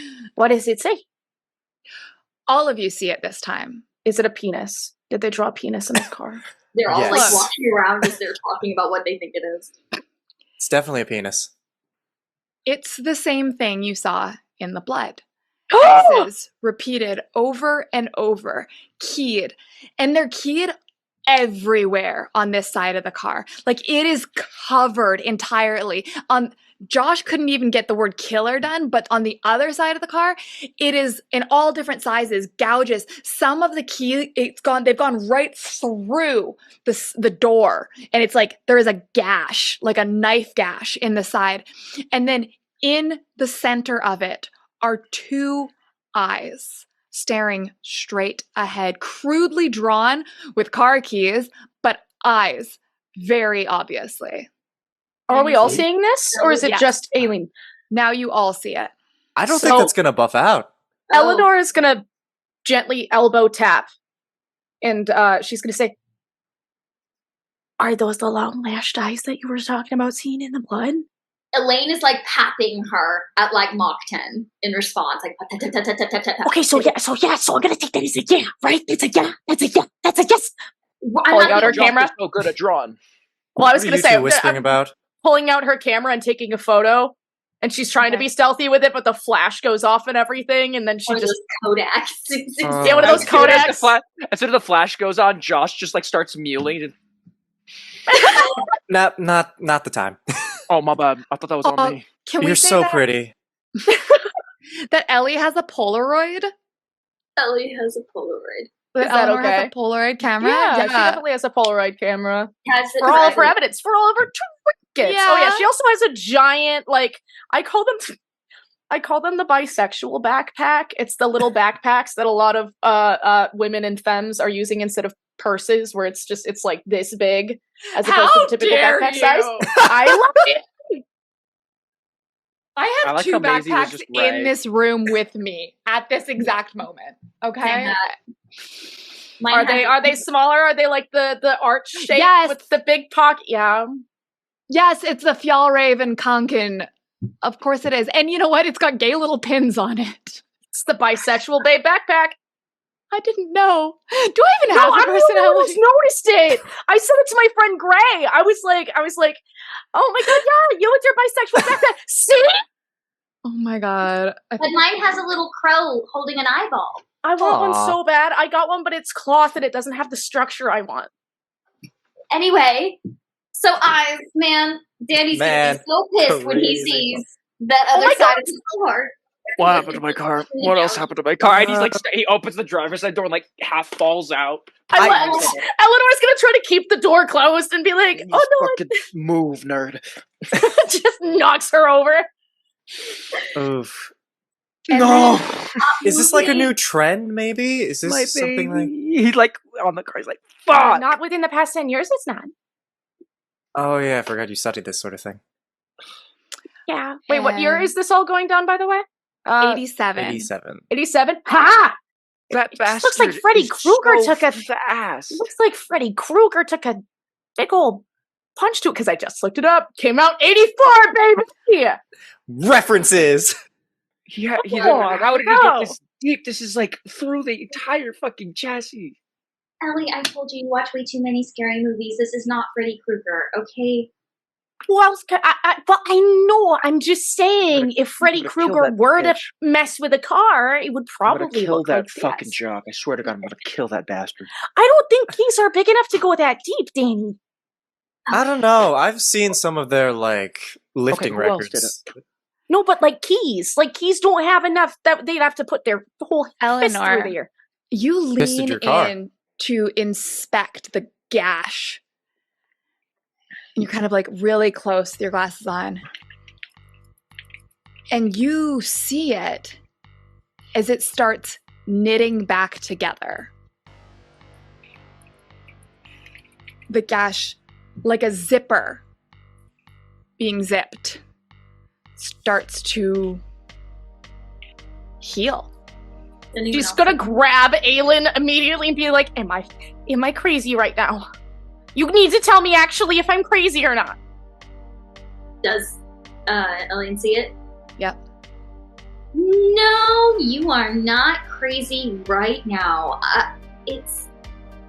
Well, good news, Danny. It's healing itself. You're not going to have the gouge Your in your car is alive. That's the How much bad did you news. pay Your for car that? is alive. Oh, it's like that one Stephen King movie. The one with Is the that car. from 1980s, Christine? Yeah, book is was, it? I don't. I think. It's like that one book that I read one time. You read? I have And- been known to read. Yeah, it With came What? out. Under threat of violence? And I feel like that's the time when a fire truck 1983. pulls up. Because I don't think 911 exists yet. So I think it had to be someone in Culver's called the fire department, and the only vehicle they have is a fire truck. And those are the only paramedics in town. Those paramedics don't have half of the supplies that you honestly need in any given situation. I don't even think that they're conscious half the time. I think that they smoke the doobies. I'm On the surprised job? anybody called anyone at all. And you see Francine standing in the doorway, being like, I know what to do in case of emergency. You contact a paramedic. Yes, Francie, you do. Francie, I'm so proud of you. Can I have my wallet back? Okay, no money it in is empty now. Yeah. And then you Awesome. watch as the paramedics kind of bundle Danny. And they kind of try to treat No, I have him. someplace to be. No, I need to go somewhere tonight. Please don't take me. No, I don't. And have on insurance. that note, we're I going to don't go have to break. insurance.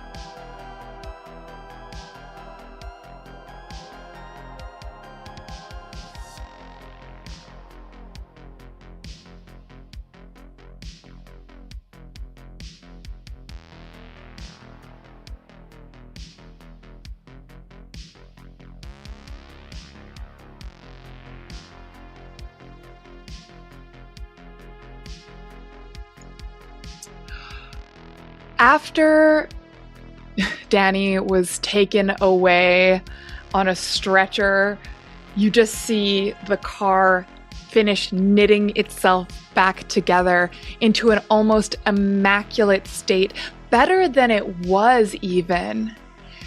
But the blood on the ground is still very much present.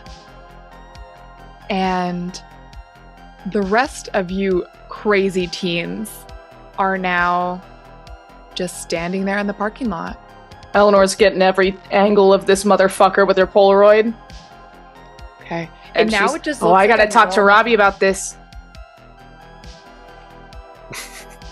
All right. Would you like to go to the archive?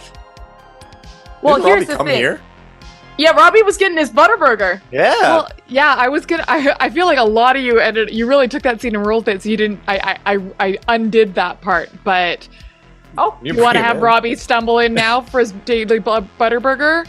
Why not? I feel like Ellie it. would know his schedule by now to know she would be like, 12 o'clock lunch. Oh my god, it's 3 p.m. and she would Clockwork walking down the street. walking Okay. down the street. All right. So, Chris, tell me, what does Robbie look like? Because that library is right across the street from the Culvers. They're really close together, but Robbie isn't welcome in the Culvers anymore, not since the incident. So now Ellie's Yes. already grabbing her wallet to get him his Butterburger. I think Okay. Jasmine is like walking inside to go get the food that she's not technically selling to him, but is selling to him. Okay. Robbie is this like lanky matchstick of a man. You can see that he might have been like average looking a long time ago, but has since sort of left it all behind and embraced this hermit lifestyle. Wearing like pajamas and like the fuzzy slippers, and has like a blanket over his what is like a very wrinkled collared shirt and like a cardigan, even though it's like 80-90 degrees out. Hair's a mess, a little bit greasy, big like thick rimmed glasses, kind of makes him look like he's wearing binoculars, but he's I like love this man. is not paying attention to anybody else and is just like beelining it for the So like the meeting point, he calls it. Mhm. Like the drop-off zone. So the drop-off zone is the parking lot. Because like, Jasmine does run out burgers. And she knows to meet you there. However, when you get to the parking lot, there is a pile of teenagers and a giant blood stain on the ground. What do you do? He also And takes somebody out his running at Polaroid. you. He's gonna take out his own Polaroid and just like, this is perfect for my evidence. As I have theories. Just begins like Oh, you don't snapping want- photos from like so 20, 30 feet away. It's not really like Nathan starts posing. takes a You moment, just but like just continues. Robbie! Eleanor, hi. Hey! Oh my god, hi, how are you? I'm doing just fine. How are you? Oh, so much shit is happening right now. Do tell. I have proof. Okay, so I'm not crazy. I triple checked. I like triple checked. The car mended itself, and it had symbols on it, and I'm not gonna tell you who it is. She unknowingly is gazing hard at Aileen. So hard. I'm not gonna tell you who it is, but somebody also saw these same markings in blood, and I recognized them from my notes. And she's gonna like set her bisexual backpack down and open it up and grab her notebook of like clippings and stuff like that. Mhm. Because she knows that she's seen them before somewhere in her notes, and that's where I'm gonna say, can I use my intuitive, which is I spend 1 adversity token to ask the GM about my surroundings and NPC or the like. The GM must answer honestly, and I'm gonna ask where I saw this X before. So something Kids, just- failing is good. Hey, failing is the best thing that happens to you in this game. I swear to God. Okay, so Very good at it. amazing. We're all doing great at failing. You remember this kind of like thing in the back. You're like, I've seen this. Like an X is a generic symbol, but there's something about the angle of it that's like weird. It's not like you would a writing. It's like not like a font you recognize. And something about the way it like tapers at the ends. And you start rifling through your pages, and then you pull it out. It is an old map of the town. This is a copy that you have, a Xerox, not kind of grainy, but it's probably a 50-year-old map. And you see that these little X symbols are all over it in different places. Always on the roadways, always on the paths.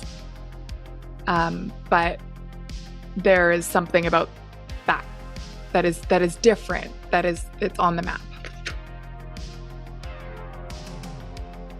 She's gonna gesture Robbie over, and she's gonna go, Robbie, do you know what these X's mean? That's a good question, God. Robbie, give me a brain roll. Are Now- you there, God? So It's me, Fiona. Can you hear me? this is going to be a DC 8, but you are skilled at research. And this would count as your skill, so you get a bonus for that. You are assumed to succeed while making moderately difficult to 9 or less involving skill. I can add up to 3 to my roll, I think. Or it just says you succeed, right? Is that what it says? It says you are assumed to succeed when making even moderately difficult checks, 9 or less, involving this skill. This is if an the 8. GM determines that you need to roll for a more difficult check, add up to 3. So that just means I succeed? You just succeed. You don't have to roll. Perfect. You recognize this. This is the symbol for crossroads. In 50 years ago, there was a lot of, they didn't have the traffic markings in the same way that they do now. There weren't cars in Wisconsin in the 30s, aren't. really. They don't let 'em there. This is the only one. It would make sense. This is the evil one. This is why it's such a big deal. And there was also, a lot of people were superstitious about crossroads. If you are, into that good lore, that there were a lot of superstitions about it. And so sometimes it would be marked on maps just so that the more superstitious folk in town would know the areas to avoid. Well, these X's here mark crossroads. 50 years ago, people were a lot more superstitious than they are now. Not nearly as crazy, but they were superstitious. We didn't have any cars, so we marked them down to make sure that those crazies, the ones that are a little off kilter. Are you implying that Robbie is older than cars? No, I just did research on the map. How old do you think I am? No, you literally said this is when we didn't have cars. I back was then. using the royal we, the research we. We researchers, we cartographers, we Cartographers. adventurers Back then we were of called We, the topographers, people 'cause we of the didn't have United cartographers. States. So we were just called tographers. We, the researching elite, know that these are, in fact, markings for crossroads. Not sure what that means in relegation to your friend's evil car here, but that seems to be the general vibe we're going with today. Were there any I know that a lot of people didn't like crossroads. Was there anything here in the towns? Hey, why would they mark it on the map? Was this an official print of the map, or were these hand drawn? Am I able to look at the map and see if this is print as part of the map print, or if somebody actually went in and marked these by hand?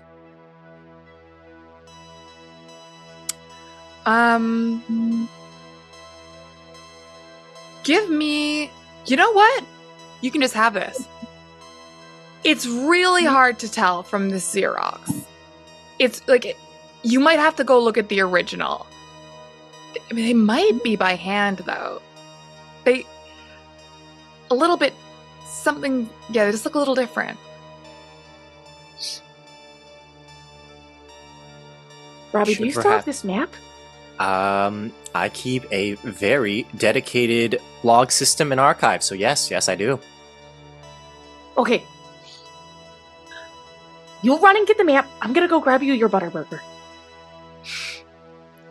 Just waddles away in his, like, bathroom slippers. He walks.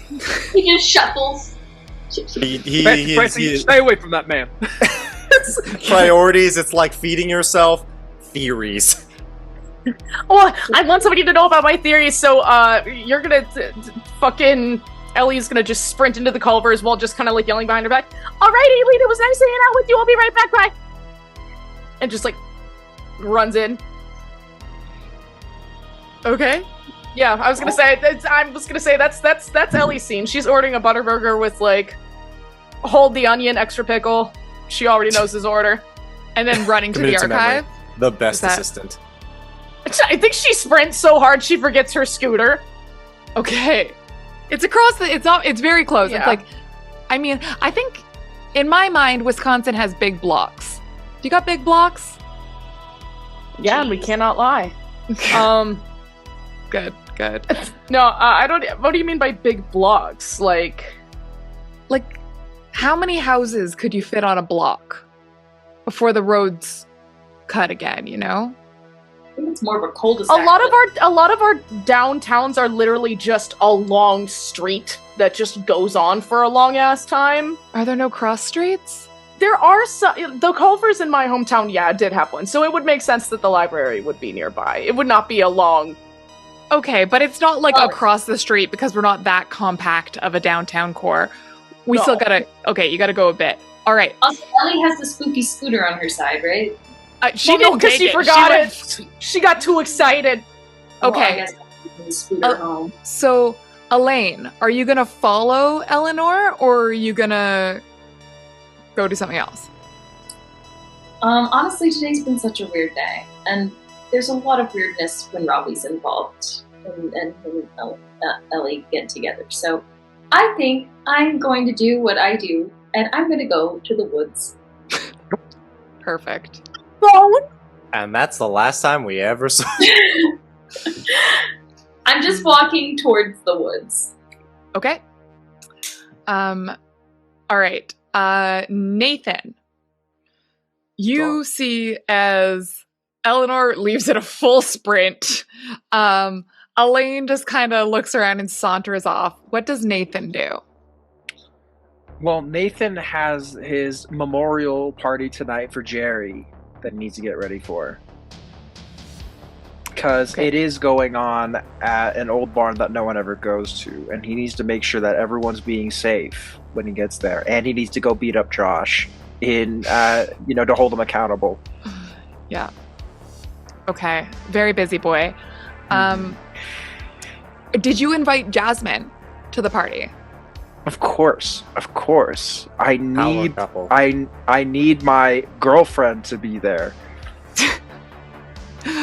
Perfect. Okay. So, and Jasmine, what are you doing? I guess you're making a Butterburger? I would say, yeah, probably that, and then going to deal with this phone call that actually, she would be taking the order. The cooks actually never leave the kitchen. Okay, wow. They don't let them. They're chained to those stoves. Yeah, they never leave, actually. They live there. To work at Culver's, you do need to make a pact with Satan. Yeah. It's basically and the menu, like that restaurant. You get minimum wage in exchange for your soul. Okay. That's just America. Anyway, So- sorry. Now it got sad. All right. So, sorry, Jasmine, where do you go? So I guess after taking the order, since I can't cook it, I'm just gonna go deal with the phone call that I got. Okay. I feel like by this point my shift would have been over after like 12 hours. I think I'm allowed to have like a break of some kind. Okay. So, I'll say actually you got the phone call at work. Oh. Because Cole knows your schedule. So even though you're about to end your shift is just ending. The call came in a few moments before. Do you want to do the call on screen? Sure. Yeah, why not? Okay. So one of the only other runner, there are two of you. Her name is Candace. Candace says, Jasmine, there's someone on the phone for you. I don't think we're allowed to take phone calls at work. Maybe you're not allowed to, but I am, as takes the phone. Wait, or if she's holding the phone, or I just go to the phone. It's like stuck to the wall. And you hear on the phone, am I speaking with Jasmine Carlson?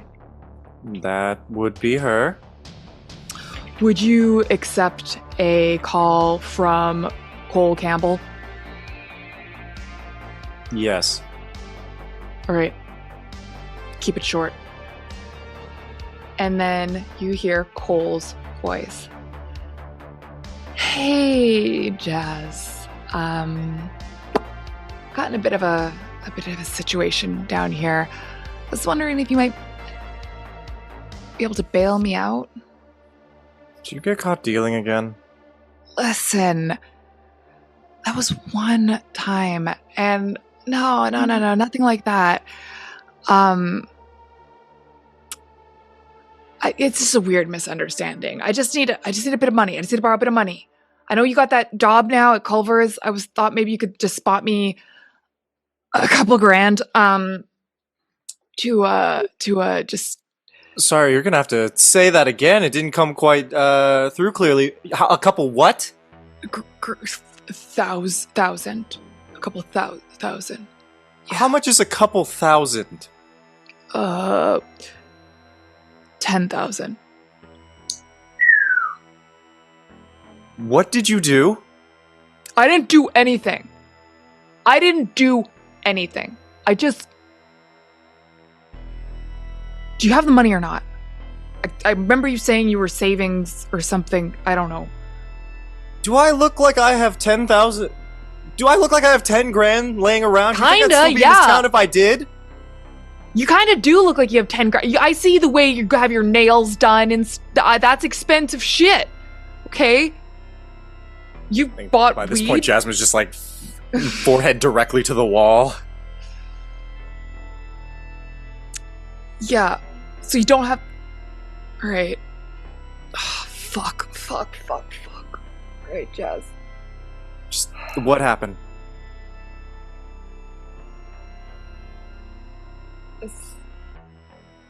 There was an incident at work. A guy got hurt, and they think I did it. But I didn't. Was it Jerry? How the fuck do you know about Jerry? Everybody's been talking about it for the last hour or so. Fucking town! Yeah, it was Jerry. Jerry's dead, okay? Jerry's dead, and they think I did it. But I didn't do it. What would you say that my relationship to Cole is? You are I know not... we're friends, but like... That is totally up to you. Okay. So far, Cole is most of the time that you've dealt with Cole, he is like nerdy, but in a stoner way. I think he's like a poet. And like, he tends to be like really chill all the time. Like, he like hangs out on like the front lawn, leaning against a tree a lot and reading a little book. And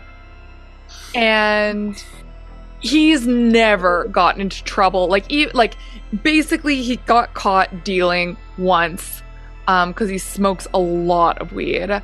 But he wasn't really dealing. He was just like, handing it to somebody. He was handing it to someone. He was doing a puff pass, and they're like, dealing. So like that's kind of, but like, you know, he's not a very good student. He's kind of a bit of a loser, but you know. Would you say that he's like harmless? Like in Jasmine's mind, I don't know if this is an outside source or if it's a character choice. That's a character choice. Oh shit, okay. Yep. Like he's never been guilty of anything violent, right? Or like anything in that vein? Not that you know of. Not that I know. I think there's like a brief moment where Jasmine's just like silent and contemplating.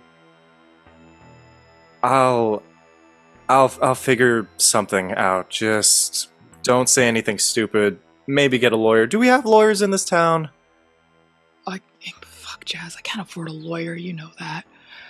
All right. If you're not gonna help me, I can't believe. Could you call Janet? I feel like Janet might help me.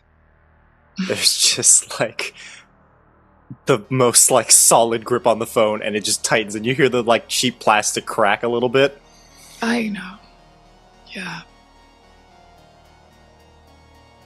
Fine, I will call Janet. You're the best. I know. All right. Bye, Jess.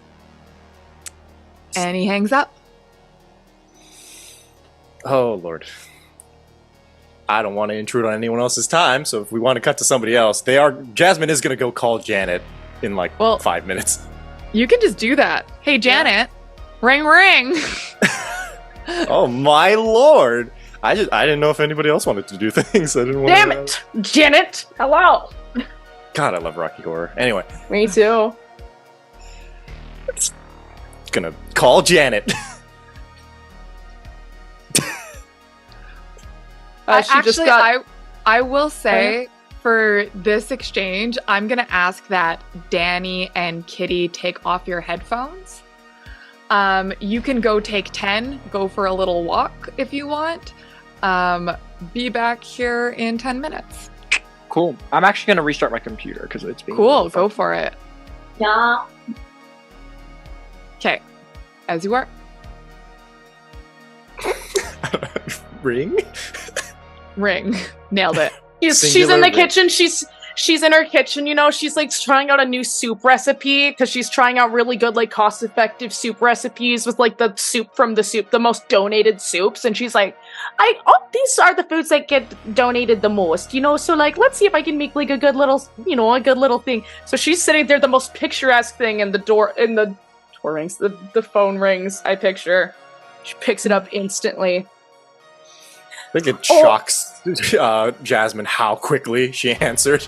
It doesn't even ring. It's like psychic. She's like in tune with I gotta pick. Oh, okay, here we go. Even more Wisconsin voice. Oh yeah, I know, right? Oh, hey there, the Thomas resident.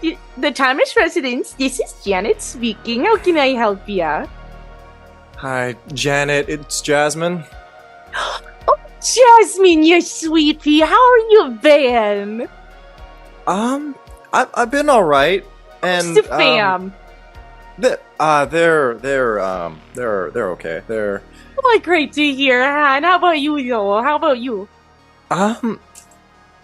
Could be better. A friend of mine. Do you know Cole? Oh, Cole, yeah, that sweetheart. He's a little, he's done his oopsie daisies every now and then, but who didn't at his age? He's one of the cool kids. I'm glad you said that and I wouldn't be saying this if I didn't have absolutely no other options, but Cole's in prison or jail or whatever, or holding one of those three options. And now what happened here? They got blamed for something that they didn't do. At least I don't. What did they get blamed for?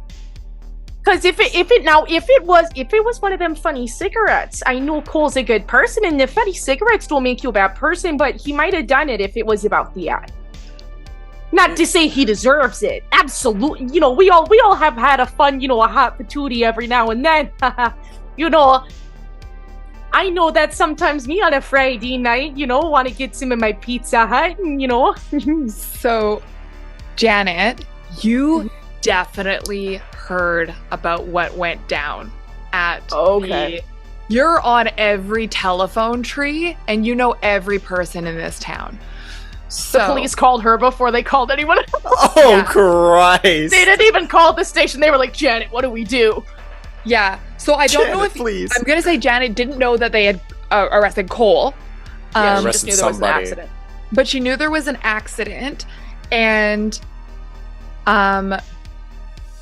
It was described to you is that Jerry had been stabbed violently, and laid upon they call it the guillotine at the paper mill, where they cut the paper for the rolls into stacks, and laid upon that. And so now the whole factory is shut down. Everyone's off work. Guillotine down on the body?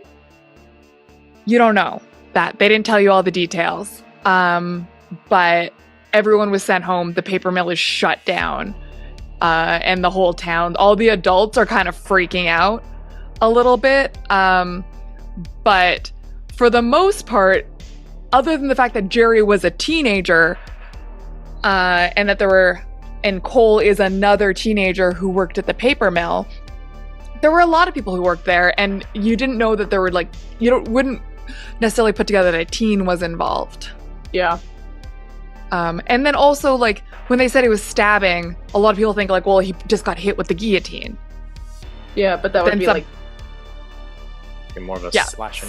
that would be more of like a But French one thing- Revolutioning. One thing Yeah, you realize is that, like, you've probably talked to a few people. Like, I feel like it's a lot of, like, the men who work at the paper mill. She and you're just hearing got from off the wives. phone with the manager. Oh yeah. I was You're gonna say, hearing from did all the anybody wives. report seeing a bloodied man leaving the paper mill? I think that a lot of the men went home covered in a lot of blood, and a lot of the wives And called that's why Janet. I'm retconning it. She was making soup because she is already planning like a neighborhood potluck so that everybody can feel really close to each other. She's already organizing stuff with the youth group. What are they called again? The Glory Holes? The youth group, the Glory Scouts. No, the Glory. No, I mean the adult The group that Glorious she's Hole? a part of. Oh, The yeah, the Glorious Glory Hole. The Glory Holes is the women's support She's already group. talking to the other Glory Holes. You know, she's like, okay, so there's going to be a lot of people scared right now. So Brenda, I'm going to need you to bring your casserole. Not as Hands dry this on. time, okay? I already told you. You gotta make sure to let it simmer a little bit longer, okay? So Otherwise, you're let's going to say- get that dry. Let's say so there's actually a couple other of the, like, local PTA moms are actually in your kitchen with you, and this is like, so We're this going is Danny's hard house, town. remember? She's So- got. Oh, Barbara, she's so smart with them television. She's getting the movie nights all set up for all the kids, so they don't have to worry about it. You know, all the kids in their car. You pop them in front of a TV, they don't know what's going on. She doesn't know that Danny spent a majority of his childhood just like fighting snakes in the fields because she thought he was in front of the TV, but she just turned on the TV and was like, okay, have fun, and then just neglected him. So she's Okay. gonna say, wait, they think that so mention that Cole was accused of a murder at the mill, Yeah. and she's already like, oh, been or done that. I'm already on Well, season 2. Jasmine bitch. didn't say murder yet. Jasmine Okay. just said that Cole's in trouble, and you said, Okay. was it one of those funny cigarettes? Oh yeah. So now that's Was it what one we're of those jumping funny back. cigarettes? Oh yeah. Okay. Was it one of those funny cigarettes? No, it was a murder, I think. Whatever Oh, happened now to that- Jerry? Oh, whoopsie Jerry.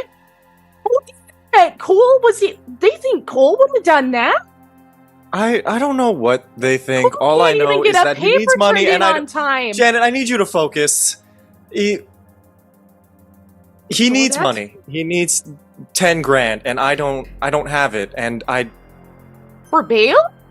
for bail, yeah. You know what? I'll see what I can do. Hey, no. Karen, no. It's spaghetti. It's spaghetti. That's angel hair. You know how fucking Robert feels about angel hair. Is it vermicelli? Is that the same thing or different thing? I do. That's not English, honey. We're in America. We need you to speak American, okay? Sorry. All right. No. That's rotini. We need spaghetti. You know how Robert feels about other noodles. He won't eat. Right. Sorry. Anyway, sweetie, I'll talk to the other moms here, and you know what? I'm gonna go talk to Sheriff Matthews. Okay? I'm sure this is all just a big old misunderstanding. Cole wouldn't even hurt a fly. He probably couldn't even catch one, if I'm being honest with ya. He's got a big heart, but some terrible reflexes. Okay, so don't you fret anymore. You know what? Can I get your number, honey, so I can keep you updated after this? I think Jasmine might give her a fake number. I don't. Great. I genuinely do not Here's know the whether or thing. not to Here's the trust her thing. enough for And this. Janet knows that it's fake. She's been giving her the looking- same number for the last 4 years, and it's always Janet been somebody else's. And Janet just looks down at her meticulously kept notebook and sees the real phone number, and she's like, "Oh, yeah." It's like, yeah, I'm just giving you Robbie's number or something, Okay. or the number for the library or the Culver's Robbie's again. I number? don't know. Yeah, just Robbie's number. It's three. Robbie's number is 347 literally just 55. Culver's man. Culver's man. I like the idea that she secretly buys him Culver's too every now and then. She's like, "I'm just Robbie's gonna do well an order fed. ahead." I love the poor guy. He's We been love through him enough. so much. Okay, so she's gonna quickly. So she's gonna write down the fake number, all the while being like, "Why doesn't she like me?" I think towards the latter end of being a rebellious and sassy teenager, Jasmine does have a very brief moment of vulnerability and actually does kind of take a second and says, thank you. Oh, yeah, of course, sweetie, anytime. We're gonna get this straightened out, alright? Oh yeah, and if you happen to bump into Danny, tell him I'm gonna be home late tonight again, okay? He went to the hospital, right? Oh, does he have a friend there or something? No, he got jumped by some football players, kids, guys, the Nathan's friends. He was in a bad state. You might want to. Donna? Okay, hey, hon, do you think you could run to the hospital and check in on Danny for me? Yeah? Okay, cool. I can take over the casserole. Oh, okay, thank you for letting me know. Oh, that darn boy, he never tells me anything going on in his crazy little life. All right, you hold tight, hon, okay? You have fun at the Culvers. I'm gonna go check in on Cole, all right? All right, top priority. God, I hate myself. This game is the worst. All the walls right back up and just hangs up in the most angry state and is just taking a second to breathe. Oh my god! Donna's headed to PTA, so you know. Yeah. Okay. I know, I like the idea that Donna is one of the nurses she works at the hospital, so that's why there's logic she would to obviously. it. Yeah, she'd know way more than I would about this. Danny's a strong kid. He'll be fine. Cole can't even put his shoes on the right feet on his first drive. Okay. 17. Fine. He's like his dad. His dad took a while to die. Oh Christ. His dad died in a collapsed building. And it took a while. It took a long ass time. We were searching for days. Us Thomases, I don't know what it is.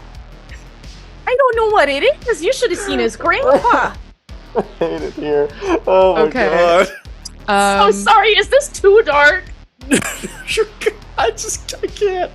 All right. Well, while we're waiting for Kitty, sorry, Danny. I was gonna say You're too- out of the. Yeah. Oh, if I may, Anne. So what Janet's going to be doing is she's already going to start planning a fundraiser for Cole's bailout fund.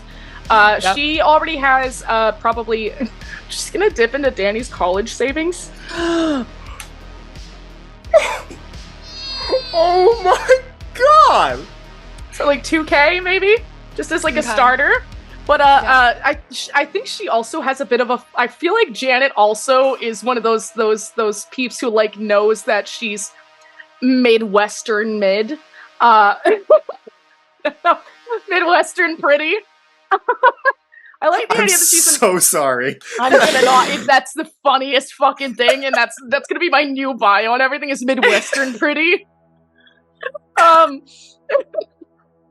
Oh man, it's Midwestern pretty equals doesn't look inbred. Oh, I feel so bad. No, you're totally fine. I am not offended. I am not offended. As long as you're not. I would have been offended if you said Midwestern pretty is a California too, because I once had somebody tell me that I was a California too, and I was like, what if you ate your balls? Lord. What if I made you do that? But anyway, sorry. But no, so she's gonna dip into Danny's college fund. She's gonna grab 2K. But I think she has a flirtation with some of the men around town, and she knows the sheriff really likes her tits. I think Janet is bussin'. And she knows how to, and she knows, so I think she's already sweet on the sheriff, and she's gonna run on over, and she's gonna be, like, leaning over the desk and be like, oh, and now you know Cole, he wouldn't do anything terrible in his life, you know, like, I've known him ever since he was a little tyke. Can't we just, you know me, Sheriff Carter, okay? You know me, you trust me with your sirloin, and I know you like it bloody on the inside, but a little bit more crunchy on the out. You know I can keep this kid straight. Who's he gonna hurt? Janet, this isn't a sirloin situation. You didn't see this kid. You didn't see what they did. Well, how do we know it's cool? Come on, Carter, let's be real here, okay? I don't think that kid has had a single thought in his head since Janet, I can't talk about an investigation, but I will say they found him with a knife. Oh, see, okay, so that's not great. Yeah, so... You know, my cousin's girlfriend's brother is studying law. Do we have a lawyer here? I already know the answer to it. No. Closest we got is, Janet, why don't you just focus on the casserole, okay? That makes... So, Janet, you see a little bit of anger in Janet's eyes, because she's like... if she was in the Mafia, she would be, like, the most terrifying thing ever, because her brain works like a evil clock. So she's just gonna go... All right, Carter. Sounds good, sweetie. I hope I see you at the potluck tonight, all right, sweetie? Yeah, I'll be there. Okay. I'll bring your favorite, all right? I'll make the sauce the way you like it. Thanks, Janet. Anytime, honey. I'm just gonna turn around and leave right away. Okay, perfect. So we are going to cut to the barn where Nathan and the boys are setting up for the absolute rager that's about to go down tonight. Now, this is the barn. This is the abandoned barn that the cowheads were found on the side of at the cowhead incident, which is why it's abandoned. And it's still, like, structurally sound. Nothing else in this town is structurally sound. But this, like, nobody wants to touch this barn. So the teens have been known to throw parties here. It's pretty near the dark wood. It's out of the way. The adults don't really come over here. Perfect place to get away with a very loud party. Nathan, how are you decorating? Like, what is your strat here? So obvious. Listen, Nathan, a simple man, a simple boy, not a man yet. He's trying hard though. So we got some fold-out tables from the Glory Hole Church. You know, they trust Nathan to use them properly and responsibly, which he won't. They've got a poster made out of, like, sheet paper that says "In memory of Jerry," that was made 10 minutes ago by Francine. Can it be spelled wrong? G-E-R-R-Y? It's a R-I-P Gary. It's Gary with an I. I was gonna say, can the booze be communion wine? Oh, we absolutely have communion wine, because that's like, listen, that's what Nathan brings. Is like, listen, if we're gonna drink it for the Lord. I love Jesus. I love my listeners. Oh, no, Jesus. Yeah, obviously everyone else brings real alcohol. Somebody else does, but you can always trust. Francine made the poster, so that's why it wasn't fixed, because he's just like, hey, you say anything about my sister, I'll kill you. Spelled G-E-R-Y. Mm-hmm. But obviously before decorating, he has Josh sit down so he can have a little chat. So. Oh, I'm so ready for this. Okay. Hey dude, what's up?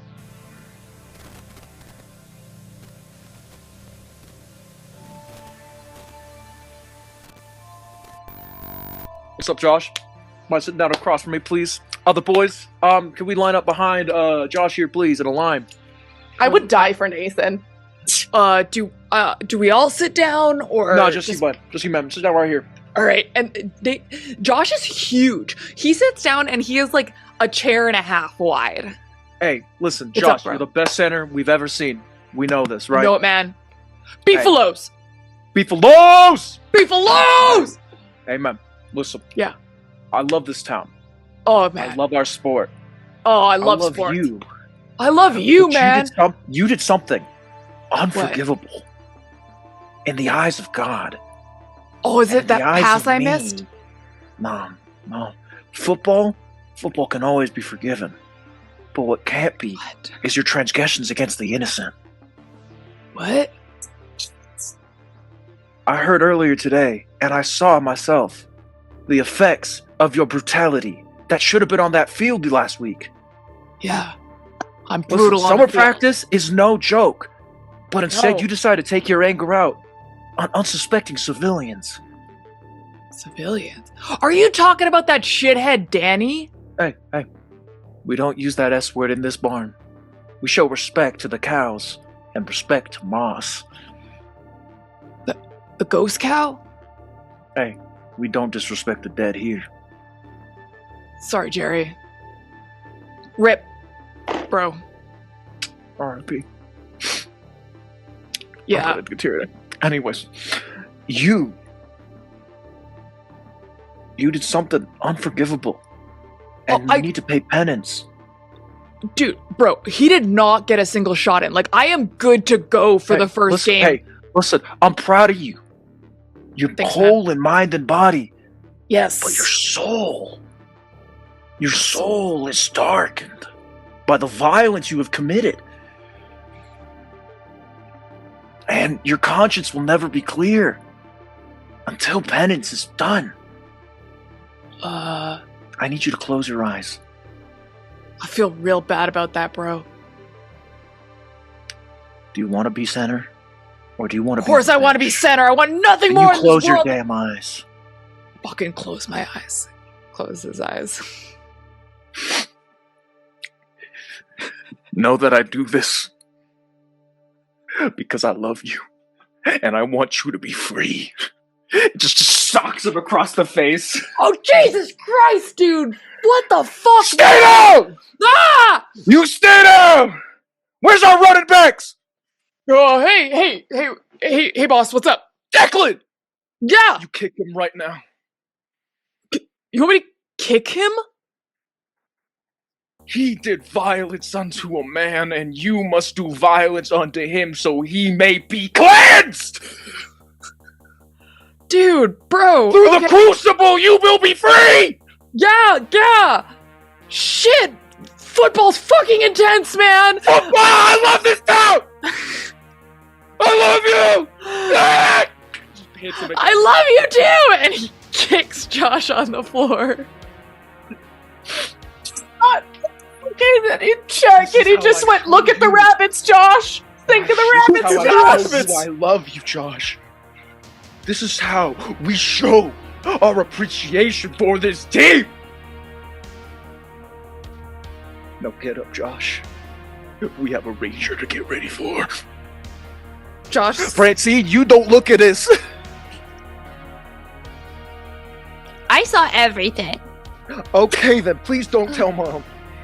Oh, I don't know. You'll have to write me more. and I'll get you a med kit. Josh stands up. Like, after Declan got in, they just fucking kicked the shit out of this dude. He spits out a tooth. And he goes like, You're a man. fuck, man.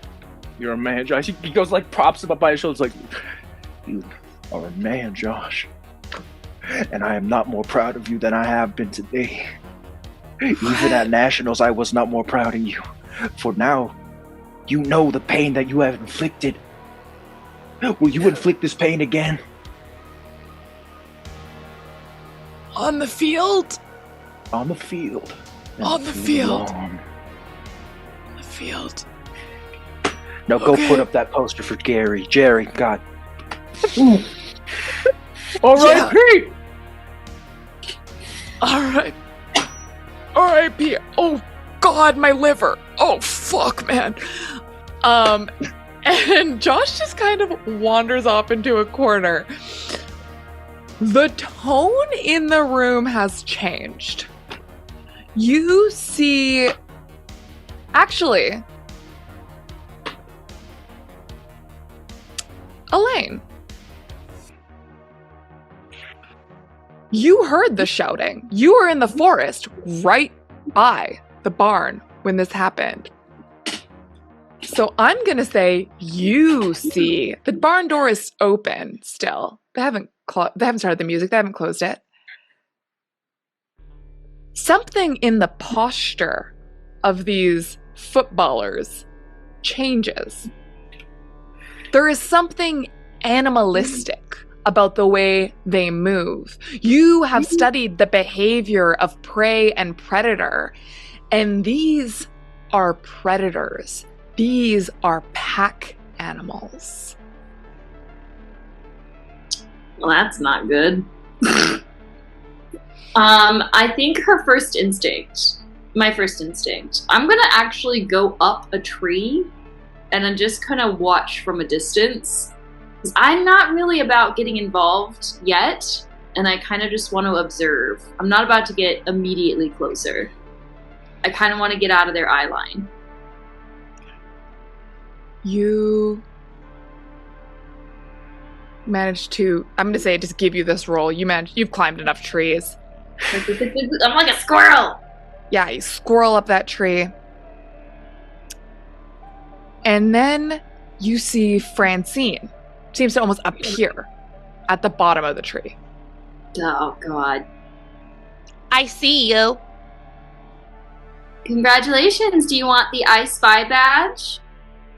Yes. Well, too bad. You're going to have to spot about 10 more people. I think Nathan did something bad. What do you mean by that, kiddo? He didn't listen. Listen to what? The cows. Cows. When the cows Explain. came, Nathan didn't listen. When the cows came? So, wait, like... Hold on, kiddo. Can you climb trees? Yeah, I'm good climbing. Come up here. Okay. And she climbs up next to you. Okay. Wanted to Hi. get you off the ground. Hi. So, tell me more about the cows coming home. Were there I don't- literal cows? Well, I don't know if they're going home, but they... And then you hear it from the wood. A sort of wailing cry, a round and melodic sound. A cow call. Gonna And listen Fran- to me, girl! And Francine says, Yeah. See, now they're going on again, and that's what... I don't know. Nobody seems to listen. That's probably for the better. So, what happens? Why do you think he did something bad by not listening to this call? What do you mean? Well...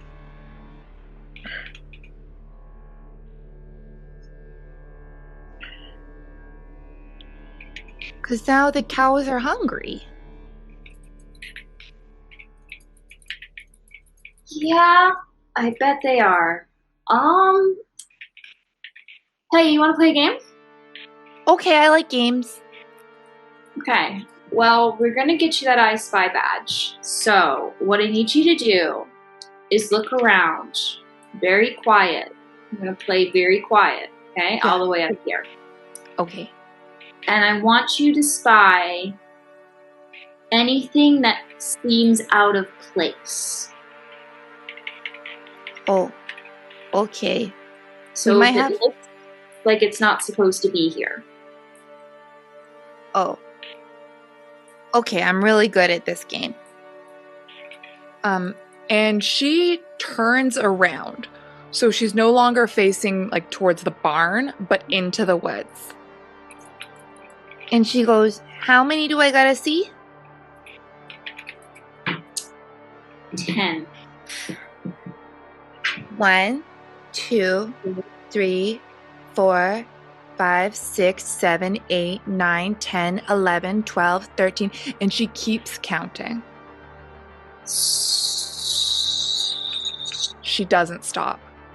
And you follow her pointing hands, and you see glowing sets of eyes appear with every number she says. Are the eyes level with me up in the tree, or are they down below? They are about cow height from the ground. Okay, so we're above them. Yeah. And she just keeps counting. Is she still staying quiet, or is she starting to get louder? She's starting to get louder. Every Okay. number. She gets to 30. And she looks at you, and she looks angry at you. And she gestures. 31, 32, 33, 34, 35, 36, You got your badge. 37, You got your badge. 39. You got your badge. Shh. And then she stops and looks at you and says, Alaine, you're not counting. You're I- they want, and you look into her eyes, and her eyes are big X's. And that's where we're going to end tonight's episode. This bodes poorly. Kids Bro, about what? to be sacrificed.